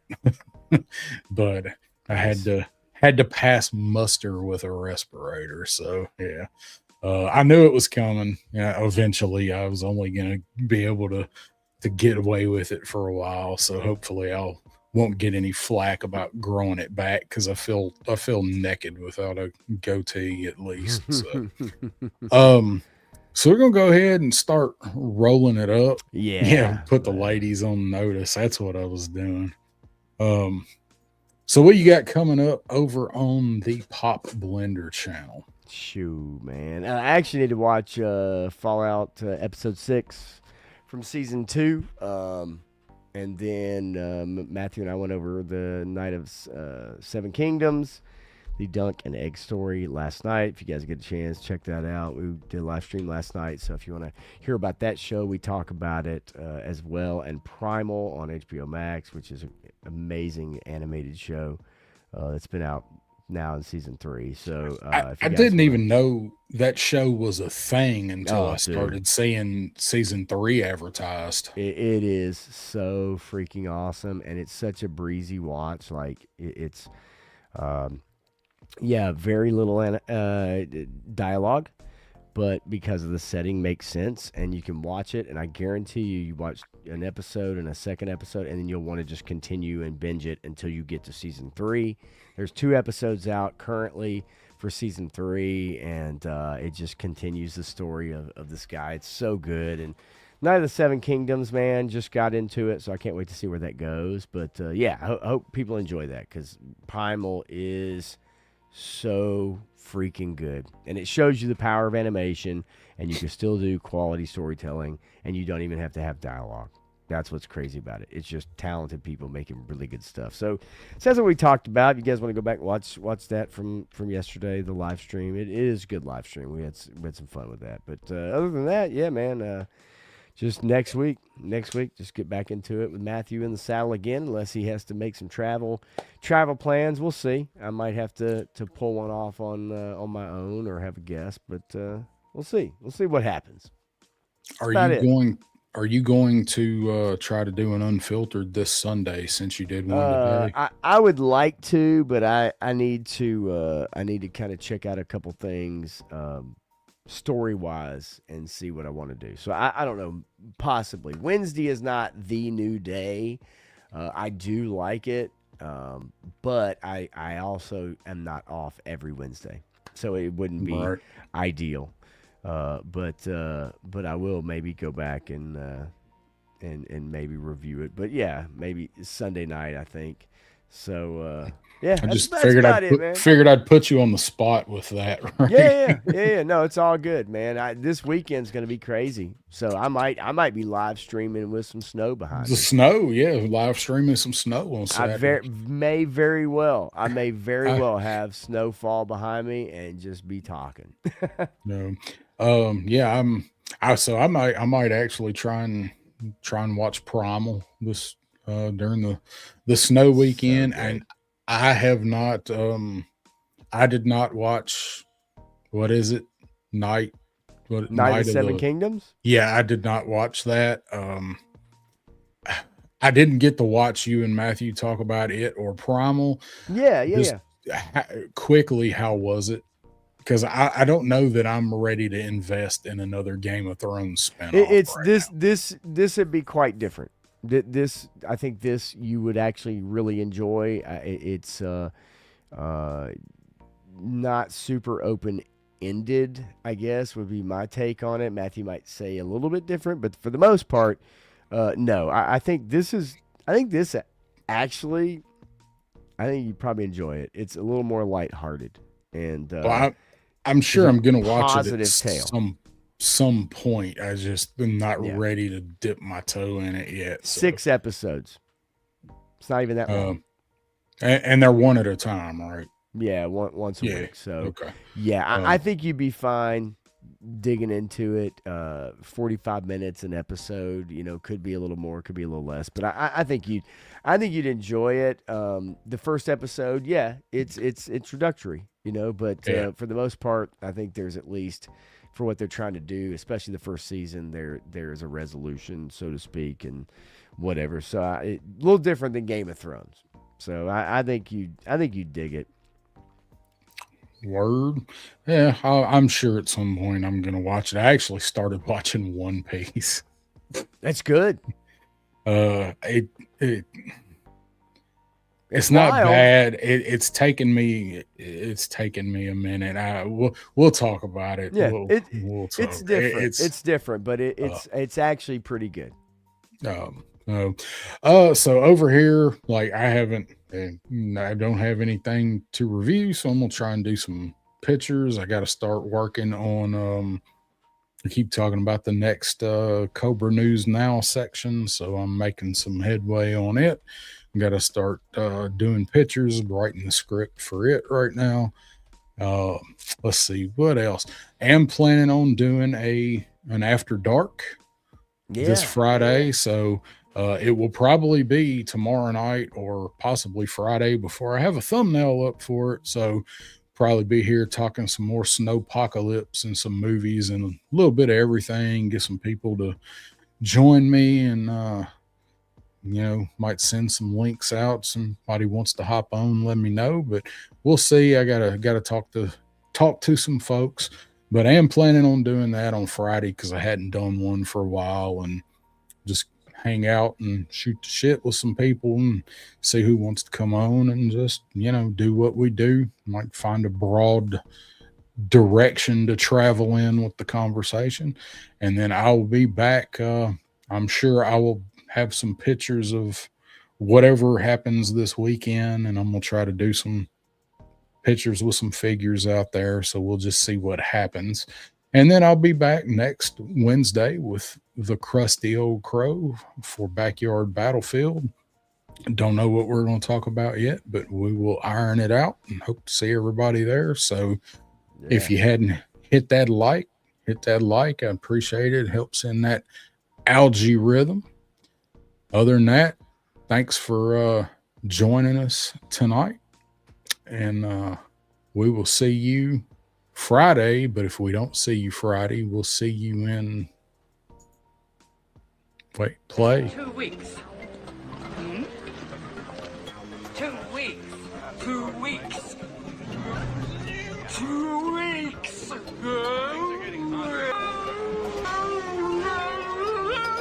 Get ready for a surprise.